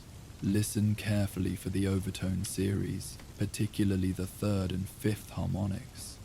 With precise control, he struck the bell at a specific point on its curved surface. The sound that emerged was markedly different from the previous rings, deeper, richer, with complex harmonics that seemed to ripple outward rather than simply projecting. The tone lingered in the air, overtones emerging and fading in a sequence that created an almost musical progression. Father Mackenzie's eyes widened. That's remarkably close to the descriptions. The voice that speaks to soul rather than mind. Still slightly off, the Joker critiqued his own work. The fifth harmonic is suppressed, likely due to a minor deformation near the lip. One more adjustment should correct it. Father, Batman said firmly, please return downstairs now. Inform the police that the situation is contained but not yet resolved. The priest seemed reluctant to leave, his fascination with the bell's restoration temporarily overriding his awareness of the Joker's dangerous reputation. Of course, but will you allow the work to be completed? This could be historically significant for the cathedral. I'll make that determination once I've ensured there's no threat, Batman replied, his tone making it clear this wasn't negotiable. With visible reluctance, Father Mackenzie nodded and moved toward the access door. The original documents are in the cathedral archive, if you need to reference them. Second floor, east wing. With a last glance at the bell, he disappeared back into the stairwell. When they were alone again, Batman turned his full attention to the Joker. Your knowledge of cathedral acoustics is surprisingly thorough. I contain multitudes, the Joker replied with a theatrical bow. Though I admit, this particular field required some dedicated study. Fascinating subject, the deliberate design of sound to create specific psychological effects. Not entirely dissimilar to my usual interests when you think about it. Batman moved closer to the bell, examining it for any signs of tampering or hidden devices. The harmonic resonance of a cathedral bell seems far removed from your typical fascinations. Does it? The Joker resumed his work, adjusting his tools with practiced precision. Think about it, Batman. What is a church bell's fundamental purpose? To command attention, to interrupt the routine, to remind people of something they'd prefer to forget. His smile returned, though less maniacal than usual. Sounds rather familiar, doesn't it? The parallel wasn't lost on Batman. The Joker's crimes often served similar functions in Gotham's collective consciousness, forcing confrontation with uncomfortable truths through extreme methods. The difference, Batman countered, is that the bell calls people to reflection and potential improvement. Your methods typically push toward chaos and despair. Matter of perspective. The Joker selected another tool, making a minute adjustment to the bell's surface. The medieval bell called people to contemplate death, judgment, heaven and hell, hardly comforting concepts. It reminded them of their moral failings, their limited time, their ultimate accountability. He glanced at Batman with unusual directness. Sound familiar? Perhaps we're not as different as you imagine. Batman continued his methodical inspection of the bell and surrounding area, finding no evidence of explosives, toxins, or triggering mechanisms. The Joker's tools appeared to be exactly what they claimed to be. Specialized instruments for acoustic adjustment. If your purpose is simply historical restoration, Batman pressed, Why not approach the cathedral officially? Why break in after hours, triggering police response? The Joker laughed, though the sound lacked its usual edge of mania. Can you imagine that conversation? Good morning, Father. Notorious mass murderer and chaos agent here, wondering if I might help restore your historic bell. Some doors remain closed to me, regardless of my expertise. There was something almost human in this observation, a moment of self-awareness that acknowledged the consequences of past actions. Besides, he continued, returning to his work, official channels would involve committees, approvals, documentation, the bureaucratization of what should be an artistic restoration. He tapped the bell gently, listening to its response. Some work is best done in the liminal spaces, twilight hours, unauthorized access, individual vision rather than institutional consensus. Batman watched as the Joker made another precise adjustment, noting the genuine care in his handling of the historical artifact. And the midnight tolling you mentioned, what specific message do you intend to send? The one this bell was designed to convey, the Joker replied, his voice taking on that same unusual reverence. A perfect rendering of its original voice, carrying across a city that has forgotten how to listen to anything but crisis and commerce. He looked out across Gotham's illuminated skyline, the last vestiges of sunset now completely faded into night.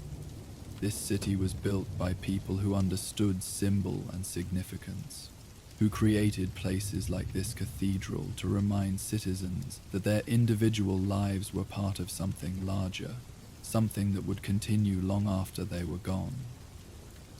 The Joker gestured toward the financial district, where glass towers now dominated the landscape. Look at what they build now.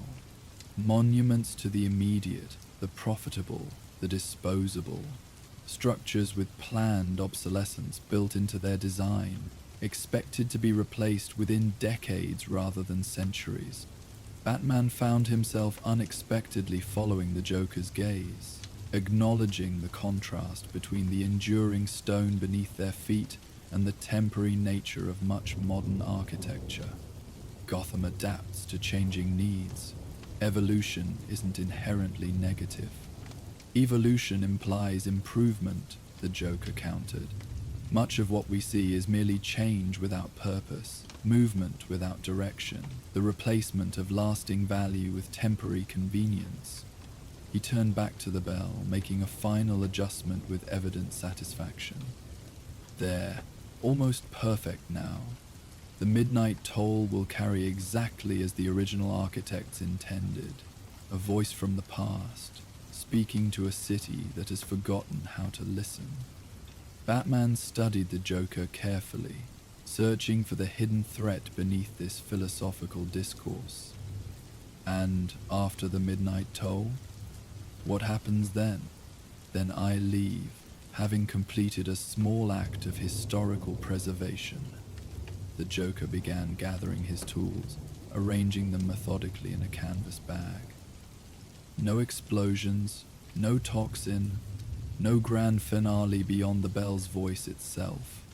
The sincerity in his tone was jarring, more convincing than any elaborate deception would have been. Batman found himself reassessing the situation, considering the possibility that the Joker's stated purpose might, for once, be his actual intent.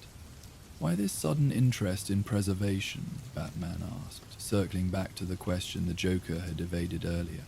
First the library archives, now the cathedral bell. What changed?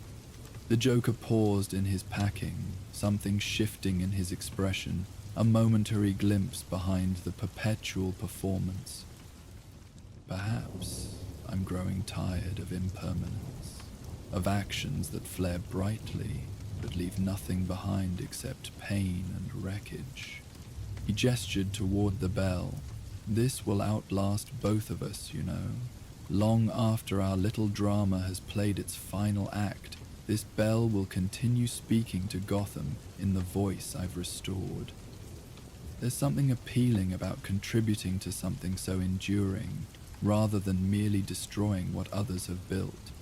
The admission seemed genuine, a rare moment of transparency from someone whose entire existence was built on misdirection and theatrical facade. Your reputation isn't built on preservation, Batman observed. Quite the opposite. Reputations can be as confining as Arkham's cells, the Joker replied with unexpected candor. Perhaps I'm contemplating renovation there as well. Restoration of aspects long neglected. Before Batman could pursue this potentially significant thread, a voice came through his cowl's communications system. Batman, Oracle reported. GCPD received an update from Father Mackenzie. They're standing down the tactical response but maintaining a perimeter. Gordon wants to know if you need assistance. Negative, Batman subvocalized. Situation contained. No evident threat beyond trespassing. Confirmed. Gordon says to inform you that forensics finished processing the library archives. No explosives residue, no toxic substances, no tampering with city infrastructure records beyond the pencil annotations. This confirmation aligned with Batman's current assessment the Joker was engaged in something unusual but not immediately dangerous. The purpose remained unclear, but the methods had shifted from destruction to a strange form of preservation. Tell Gordon I'll report when the situation is resolved, Batman instructed, turning his attention back to the Joker, who had finished packing his tools and now stood gazing out across the city. The view from the cathedral spire was undeniably spectacular. Gotham spread below them like a vast, illuminated circuit board, its patterns of light and movement telling the story of a city in constant motion. From this height, the individual elements of crime and corruption that Batman fought nightly were invisible, subsumed into the greater organism of the city itself. Beautiful, isn't it? The Joker observed, seemingly reading Batman's thoughts. Especially at this hour, when the darkness conceals the decay and the lights create the illusion of perfect order. The city becomes almost abstract from this vantage point. A concept rather than a reality. Batman moved to stand beside him, maintaining vigilance while acknowledging the unusual moment of shared perspective. The reality is what matters. The people living in those lights, affected by your actions. Always so literal, the Joker sighed. Even when confronted with transcendent views, you remain firmly anchored in the mundane. Though I suppose that's your function in our little dynamic, to pull me back from abstraction, to ground my grander concepts in the concrete consequences. Speaking of consequences, Batman said, you're still breaking and entering, trespassing in a historical landmark, interfering with private property. Petty concerns compared to my usual catalogue of offences, the Joker dismissed with a wave. Though I suppose you're building toward the inevitable, you're going back to Arkham declaration.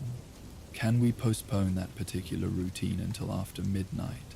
I'd like to hear the bell's perfect voice just once before returning to those padded walls. Batman considered this request against the evident lack of immediate threat. The GCPD perimeter would prevent any potential escape, and the Joker's behavior tonight suggested he might actually comply with a delayed apprehension rather than forcing a physical confrontation. You'll surrender peacefully after the midnight toll, Batman clarified, his tone making it clear this was a condition rather than a question. My word as a gentleman and scholar of cathedral acoustics, the Joker replied with an exaggerated bow. No resistance, no last-minute surprises, simply the completion of a historical restoration project, followed by a dignified return to institutional care. Until midnight, Batman agreed. his stance making it clear this was a temporary accommodation rather than trust. Any deviation from restoration work will end this arrangement immediately. Perfectly reasonable, the Joker acknowledged, returning to the bell for a final inspection. We have just over an hour remaining. I've made the necessary adjustments to the striking mechanism and resonance points. Now it's simply a matter of waiting for the appointed time. While we wait, the Joker suggested, seating himself comfortably on a stone bench built into the bell tower's wall, perhaps you'd indulge my curiosity about something I've been pondering since our encounter in the library. Batman remained standing, maintaining optimal position for both vigilance and potential response. What question? I've been reflecting on Gotham's historical cycles, the patterns of construction and destruction, renewal and decay that seem to repeat regardless of individual efforts to change the city's fundamental nature. The Joker's tone had shifted to something almost academic, reminiscent of his approach in the library. The founding families built institutions meant to elevate Gotham above its swampy origins. Universities, libraries, this cathedral. Yet within a generation, corruption had infiltrated those same institutions. He gestured toward the financial district, where the exchange building stood illuminated against the night sky. The same pattern repeated with the Industrial Revolution, then again with the banking expansion, and now with the technology sector. Each wave brings promises of transformation, yet the city's essential character remains unchanged. Batman recognized the theme from their library encounter, the Joker's apparent new fascination with historical patterns and urban development cycles.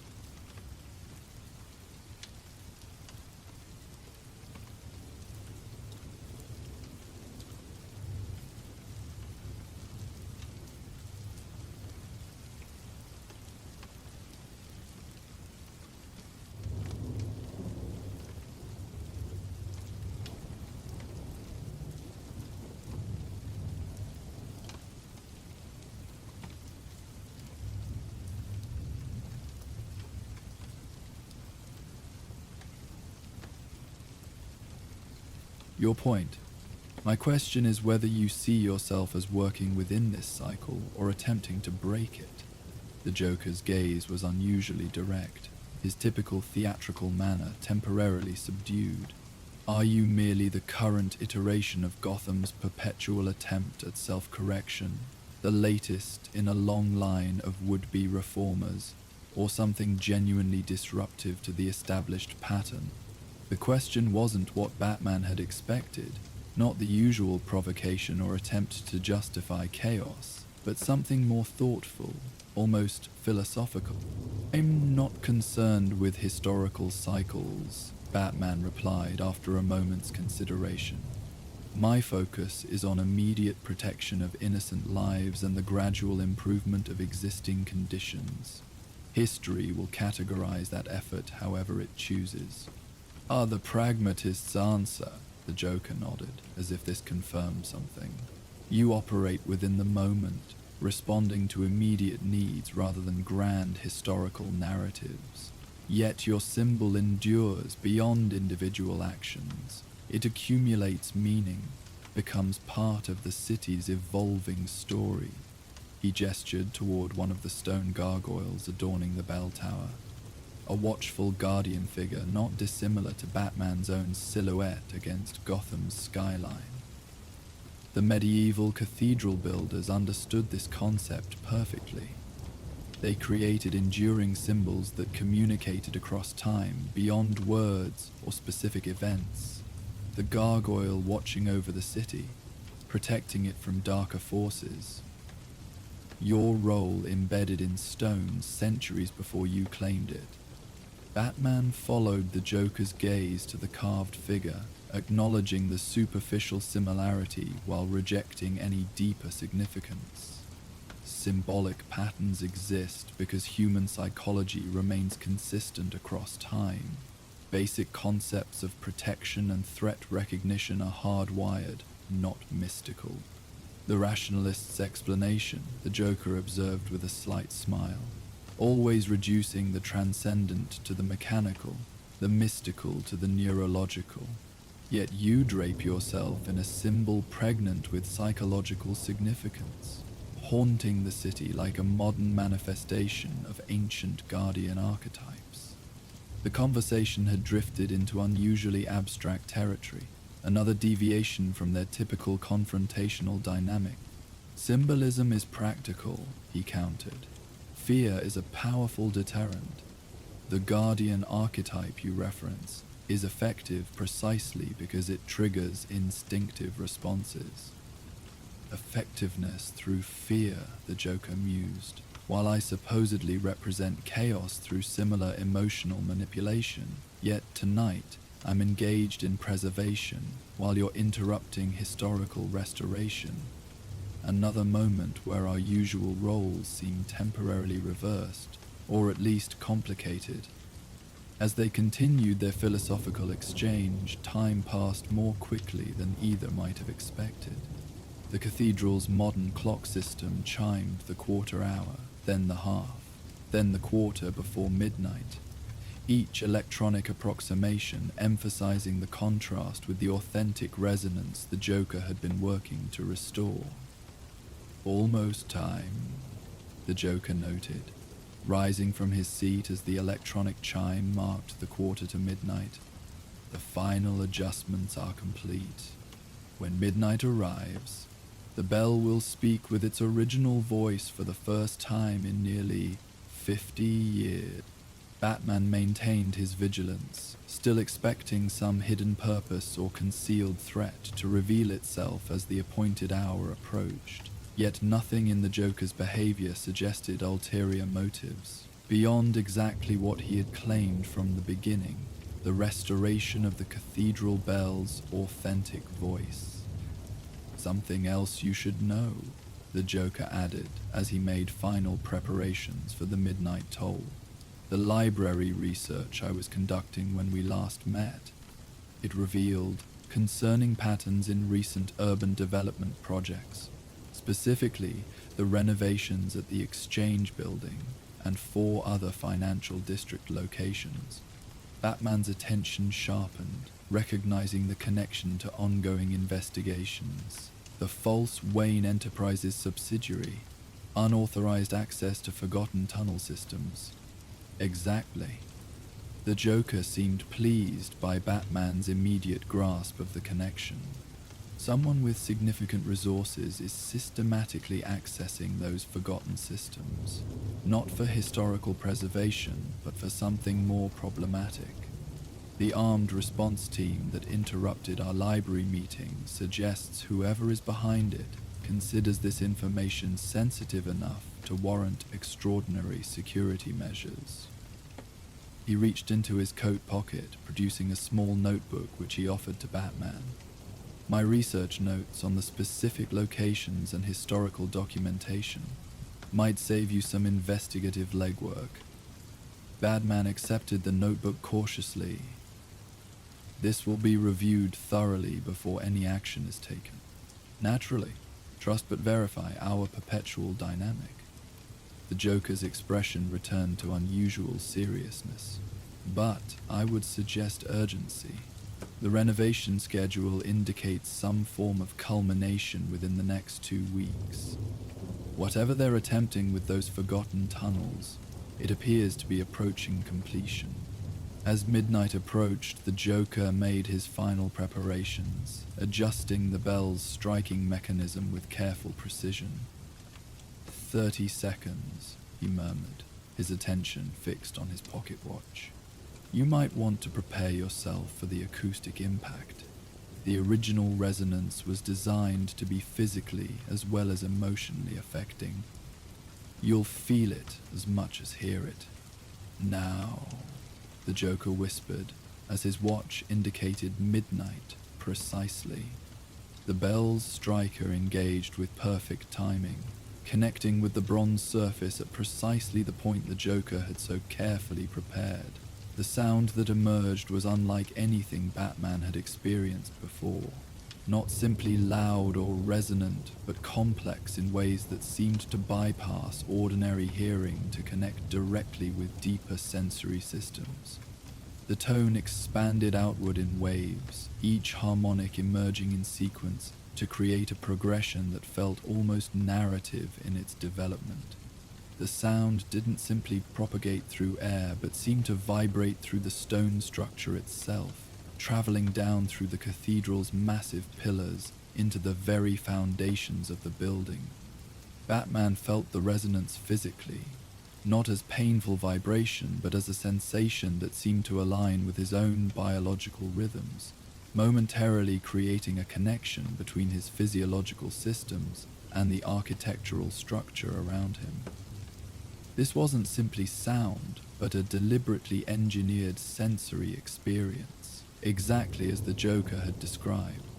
The toll continued for nearly 30 seconds, far longer than a conventional bell strike, as the harmonics developed and interacted in patterns that seemed to tell a story through pure acoustic experience. When it finally faded, the silence that followed felt uniquely profound, as if the city itself were holding its breath in response. "Perfect," the Joker whispered, his expression showing genuine satisfaction, exactly as the original architects intended, a voice that speaks to soul rather than mind. Batman found himself nodding slightly in acknowledgement of the achievement. The acoustic experience had been remarkable, not merely historically authentic, but almost transcendent in its sensory impact. For a moment, the centuries had seemed to vanish, connecting modern Gotham directly to its founder's original vision through pure auditory experience. A successful demonstration, Batman conceded, returning his focus to the practical situation. "The bell's acoustic properties have been restored, as you claimed." "More than that," the Joker insisted, his eyes bright with enthusiasm. "Did you notice the propagation pattern? How the sound concentrated toward the east before expanding westward? That was deliberately engineered. The acoustic architecture designed to reach the most densely populated districts first during emergency warnings." He gestured toward specific sections of the city. The original residential districts received the message first, followed by commercial zones, then outward to the industrial areas. Prioritization, embedded in the acoustic design itself, requiring no electricity, no telecommunications, no vulnerable central systems, pure architectural engineering. "The demonstration is complete," Batman stated, returning to the immediate situation. "You've made your point about historical systems and their continuing viability." "Indeed." The Joker began gathering his tools with methodical care, organizing them in his canvas bag. "A small contribution to Gotham's historical preservation. The bell will now continue functioning with its authentic voice, should the cathedral choose to use it." He finished packing and turned to face Batman directly. "As agreed, I'll surrender peacefully. No resistance, no last-minute surprises. Simply a quiet conclusion to tonight's scholarly demonstration." Batman maintained cautious vigilance, despite this reiteration of peaceful intent. "Your research materials," he said, gesturing toward the tool bag. "They'll be confiscated as evidence." "Naturally," the Joker handed over the bag without hesitation, "though I hope they'll eventually find their way to the cathedral's maintenance staff. The tuning equipment is specialized, difficult to replace, and potentially useful for ongoing preservation." Batman pushed open the cathedral door, revealing the GCPD officers waiting in formation, Gordon at their center with his characteristic mix of determination and weariness. The commissioner's eyebrows rose slightly at the sight of the Joker walking calmly beside Batman. No restraints visible, no signs of the usual manic energy or resistance. "Commissioner, Batman greeted as they descended the cathedral steps. One for Arkham. No injuries, no damages beyond unauthorized access and bell manipulation. Gordon studied the Joker with undisguised skepticism. That's it? No explosives, no toxin, no elaborate death trap? Merely historical restoration. The Joker replied with unexpected dignity. The cathedral bell has been returned to its original acoustic specifications, a small contribution to Gotham's architectural heritage. As specialized Arkham transport officers moved forward with restraint protocols, the Joker offered his wrists without resistance. Our agreement fulfilled, Batman. A peaceful conclusion to a productive evening of historical preservation. As the Joker was escorted toward the secure transport vehicle, he glanced back toward the cathedral spire, silhouetted against the night sky. Listen for it, he called to Batman. The next time crisis strikes Gotham, when modern systems fail, communications, power, digital alerts, listen for the cathedral bell. Its voice will carry when all other messages fall silent. With that cryptic yet oddly practical observation, he was secured in the transport vehicle, its reinforced doors closing on another chapter in their ongoing confrontation. Yet this encounter, like the library research before it, had unfolded along lines distinctly different from their usual pattern. Intellectual rather than chaotic. Preservational rather than destructive, focused on Gotham's history rather than its vulnerable present. What the hell was that about? Gordon asked as the transport pulled away, flanked by GCPD escort vehicles. Batman watched the procession depart before responding. He's been researching Gotham's historical infrastructure, original design systems that have been forgotten or abandoned as the city developed. The bell restoration demonstrates that these systems remain functional despite decades of neglect. And that matters because someone else is systematically accessing those same forgotten systems beneath the financial district, Batman explained, using a false Wayne Enterprises subsidiary as cover for whatever they're attempting to accomplish. Gordon's expression sharpened with understanding. And the Joker stumbled onto this while conducting his historical research at the library. Exactly. Which drew armed response, suggesting whatever is happening beneath those renovation sites is significant enough to warrant extraordinary security measures. Batman glanced up at the cathedral spire, where the restored bell now hung silent but ready, its ancient voice temporarily returned to its original purpose and power. The specific concern is resilience versus vulnerability. Modern Gotham depends on centralized systems that become single points of failure during crisis. The historical infrastructure was designed with redundancy and distributed functionality, less efficient but more resistant to catastrophic failure. Gordon followed his gaze toward the spire, and that connects to the bell demonstration. How, exactly? Proof of concept, Batman replied. Evidence that Gotham's forgotten systems remain viable despite decades of neglect. If the bell can be restored to function, other historical infrastructure might be similarly reclaimed. For protection or weaponization, Gordon concluded grimly, depending on who controls it. Precisely. As GCPD units began standing down from their perimeter positions, Batman prepared to continue his night's work, now focused on investigating the financial district renovation sites identified in the Joker's research notes. The information would require verification, but the connection to the false Wayne Enterprises subsidiary gave it immediate credibility, regardless of its source. "You think he's changing?" Gordon asked suddenly, his attention still on the departing transport vehicle. These recent encounters, the library research, tonight's bell restoration, they don't fit his established pattern. Batman considered the question carefully before responding. His methodology has clearly shifted. Less chaotic violence, more focused intellectual engagement. Whether that represents genuine psychological evolution or simply a more sophisticated approach to his existing goals remains unclear. Gordon nodded thoughtfully. Either way, it presents new challenges. A Joker who plans methodically rather than reacting impulsively might ultimately prove more dangerous, not less.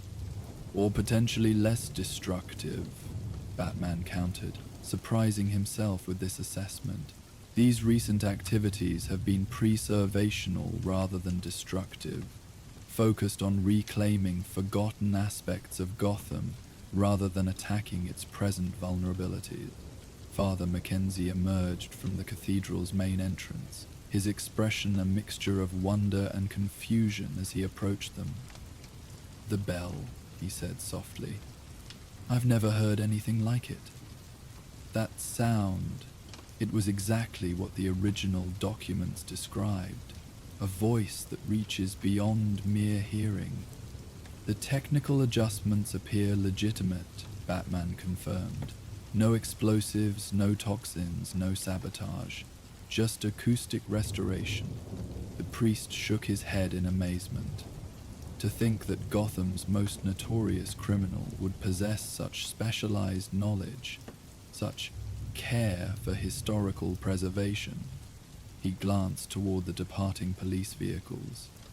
It challenges one's assumptions about the nature of redemption, doesn't it? That even someone like him might contribute something positive, however small. "Some act of preservation doesn't erase years of destruction," Gordon replied firmly. "Of course not," Father Mackenzie agreed.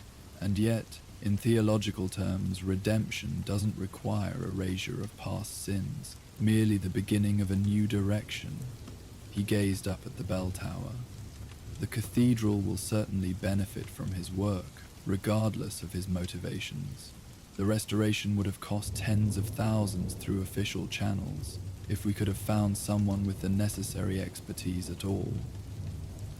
Batman filed away this observation, another piece in the evolving puzzle of the Joker's recent behavior. The equipment he used should be examined thoroughly before being returned to the cathedral, but if it proves harmless, it might indeed be useful for ongoing maintenance. As Gordon returned to coordinating the final stages of the GCPD response, Batman prepared to depart. "The bell's acoustic properties have been verified as historically accurate," he told Father Mackenzie.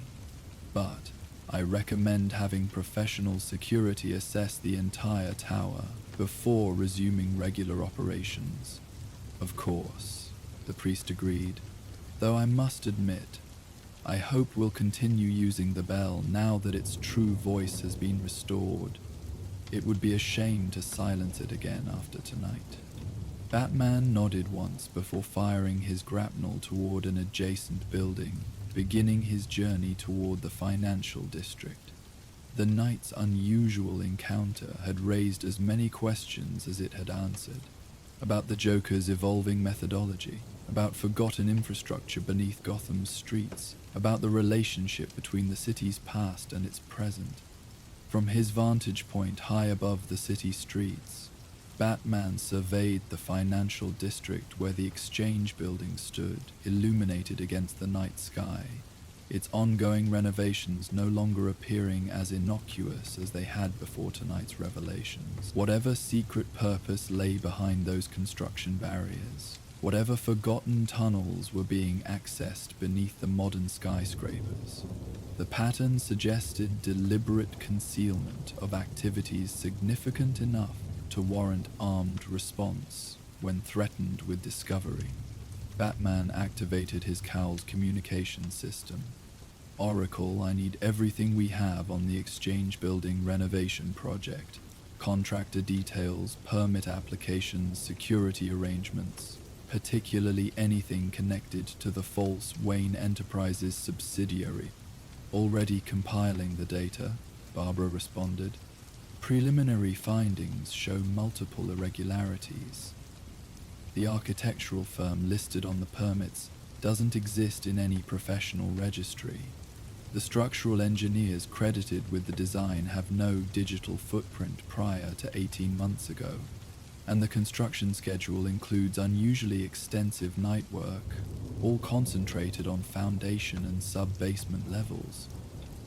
Classic signs of a shell operation, Batman observed. Target completion date, according to the permits, 2 weeks from now. But internal communications I've intercepted suggest they're pushing to finish earlier. Increased manpower, extended hours, accelerated materials delivery.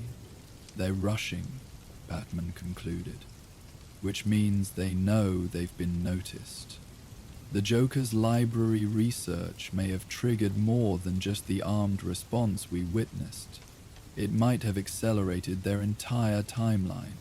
As he reached the rooftop overlooking the exchange building, Batman's enhanced vision detected unusual security arrangements surrounding the construction site. Guards with military-grade equipment rather than standard construction security. Communication protocols that suggested professional training beyond typical private contractors. I'm establishing surveillance on the exchange building renovation site, Batman informed Oracle. The security profile matches specialized operators rather than construction personnel. Be careful, she cautioned. If these are the same people who mounted the armed response at the library, they're well equipped and apparently willing to use lethal force to protect whatever they're accessing down there. Batman positioned himself where he could monitor both the construction site's main entrance and the service area where materials were being transported into the building.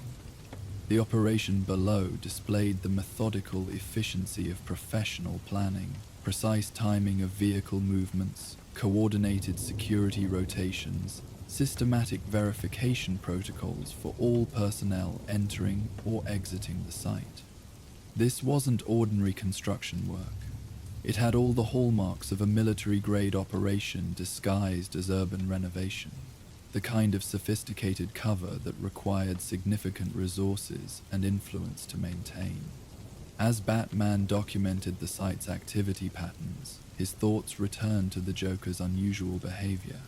Not just tonight's Bell restoration, but the broader pattern of historical research and preservation efforts that had preceded it. The shift from chaotic destruction to methodical investigation represented a significant evolution in methodology, regardless of ultimate motivation. The Joker's parting words echoed in his mind. Listen for it the next time crisis strikes Gotham. When modern systems fail, communications, power, digital alerts, listen for the cathedral bell. Its voice will carry when all other messages fall silent. Was it merely poetic phrasing, typical Joker theatrics, or a more specific warning about whatever was being prepared beneath the financial district? Some potential threat to Gotham's modern infrastructure that might make historical communication systems suddenly relevant again. The cathedral bell had demonstrated that forgotten systems could be restored to function, that original design elements preserved within Gotham's architecture might serve contemporary purposes when modern alternatives failed. If the Joker's research had uncovered similar potential in the tunnel networks beneath the financial district, it explained both his interest and the armed response it had provoked. Someone didn't want those forgotten systems rediscovered, didn't want Gotham to remember that beneath its modern facade lay alternative infrastructure designed with different priorities, different vulnerabilities, different potential applications. Batman continued his surveillance through the night, documenting personnel patterns, security protocols, and material transfers, while correlating this data with the information from the Joker's research notes. Together, they formed a concerning picture: systematic access to forgotten infrastructure, deliberate concealment behind false corporate identities, and security measures suggesting activities far more sensitive than ordinary construction. Whatever was happening beneath the Exchange building, it warranted immediate and thorough investigation, not just for its current implications, but for what it revealed about Gotham's forgotten systems and the potential they represented for both protection and threat. As dawn approached, casting the first pale light across Gotham's skyline, Batman prepared to withdraw from his surveillance position. The day shift would soon replace the night workers, bringing different security patterns and operational procedures that would require separate documentation. His gaze turned briefly towards Saint-Dumas Cathedral, its spires now silhouetted against the brightening eastern sky. The restored bell hung silent within its tower, waiting to speak again with its newly recovered voice. A connection to Gotham's past that might yet play a role in its uncertain future. The Joker's uncharacteristic act of preservation had accomplished more than mere historical restoration. It had drawn attention to forgotten systems, to abandoned infrastructure, to original design principles that modern Gotham had gradually forgotten or deliberately obscured. Whether this represented genuine evolution in the Joker's methodology, or merely a more sophisticated approach to his usual chaos, remained to be seen. But as Batman departed the financial district, the restored cathedral bell and the forgotten tunnels beneath the Exchange building had become connected pieces in a larger pattern, one that suggested Gotham's past and present were more intricately linked than its modern facade might indicate. The city's original systems, designed for resilience rather than mere efficiency, might yet prove relevant in ways their creators had anticipated and modern developers had forgotten. Batman would continue investigating the Exchange building operation, verifying the Joker's research, and monitoring the pattern of events that had drawn armed response to historical inquiry. Whatever lay beneath Gotham's streets, whatever forgotten infrastructure waited to be reclaimed or repurposed, he would ensure it served the city's protection rather than its vulnerability. The bell had spoken at midnight with its restored voice, a perfect toll that had carried across Gotham as its original architects intended. Whether that represented merely a historical curiosity or a meaningful restoration of forgotten capability would depend on events yet to unfold. But Batman would remember the Joker's warning, filed away with all the other pieces of this evolving puzzle. Listen for it. The next time crisis strikes Gotham, when modern systems fail, communications, power, digital alerts, listen for the cathedral bell. Its voice will carry when all other messages fall silent. In Gotham, the past was never truly buried, merely waiting beneath modern streets for someone with sufficient knowledge to reclaim its forgotten potential, for better or for worse. And so our tale of Gotham comes to an end. Let the gentle night embrace you as you drift toward peaceful dreams, knowing that somewhere in the darkness, the Dark Knight watches over his city. If you're not asleep yet, we will now play the ambience of Gotham City at night to help you fall asleep. And if you were just listening to our tales, we will see you next time. Good night and sleep well.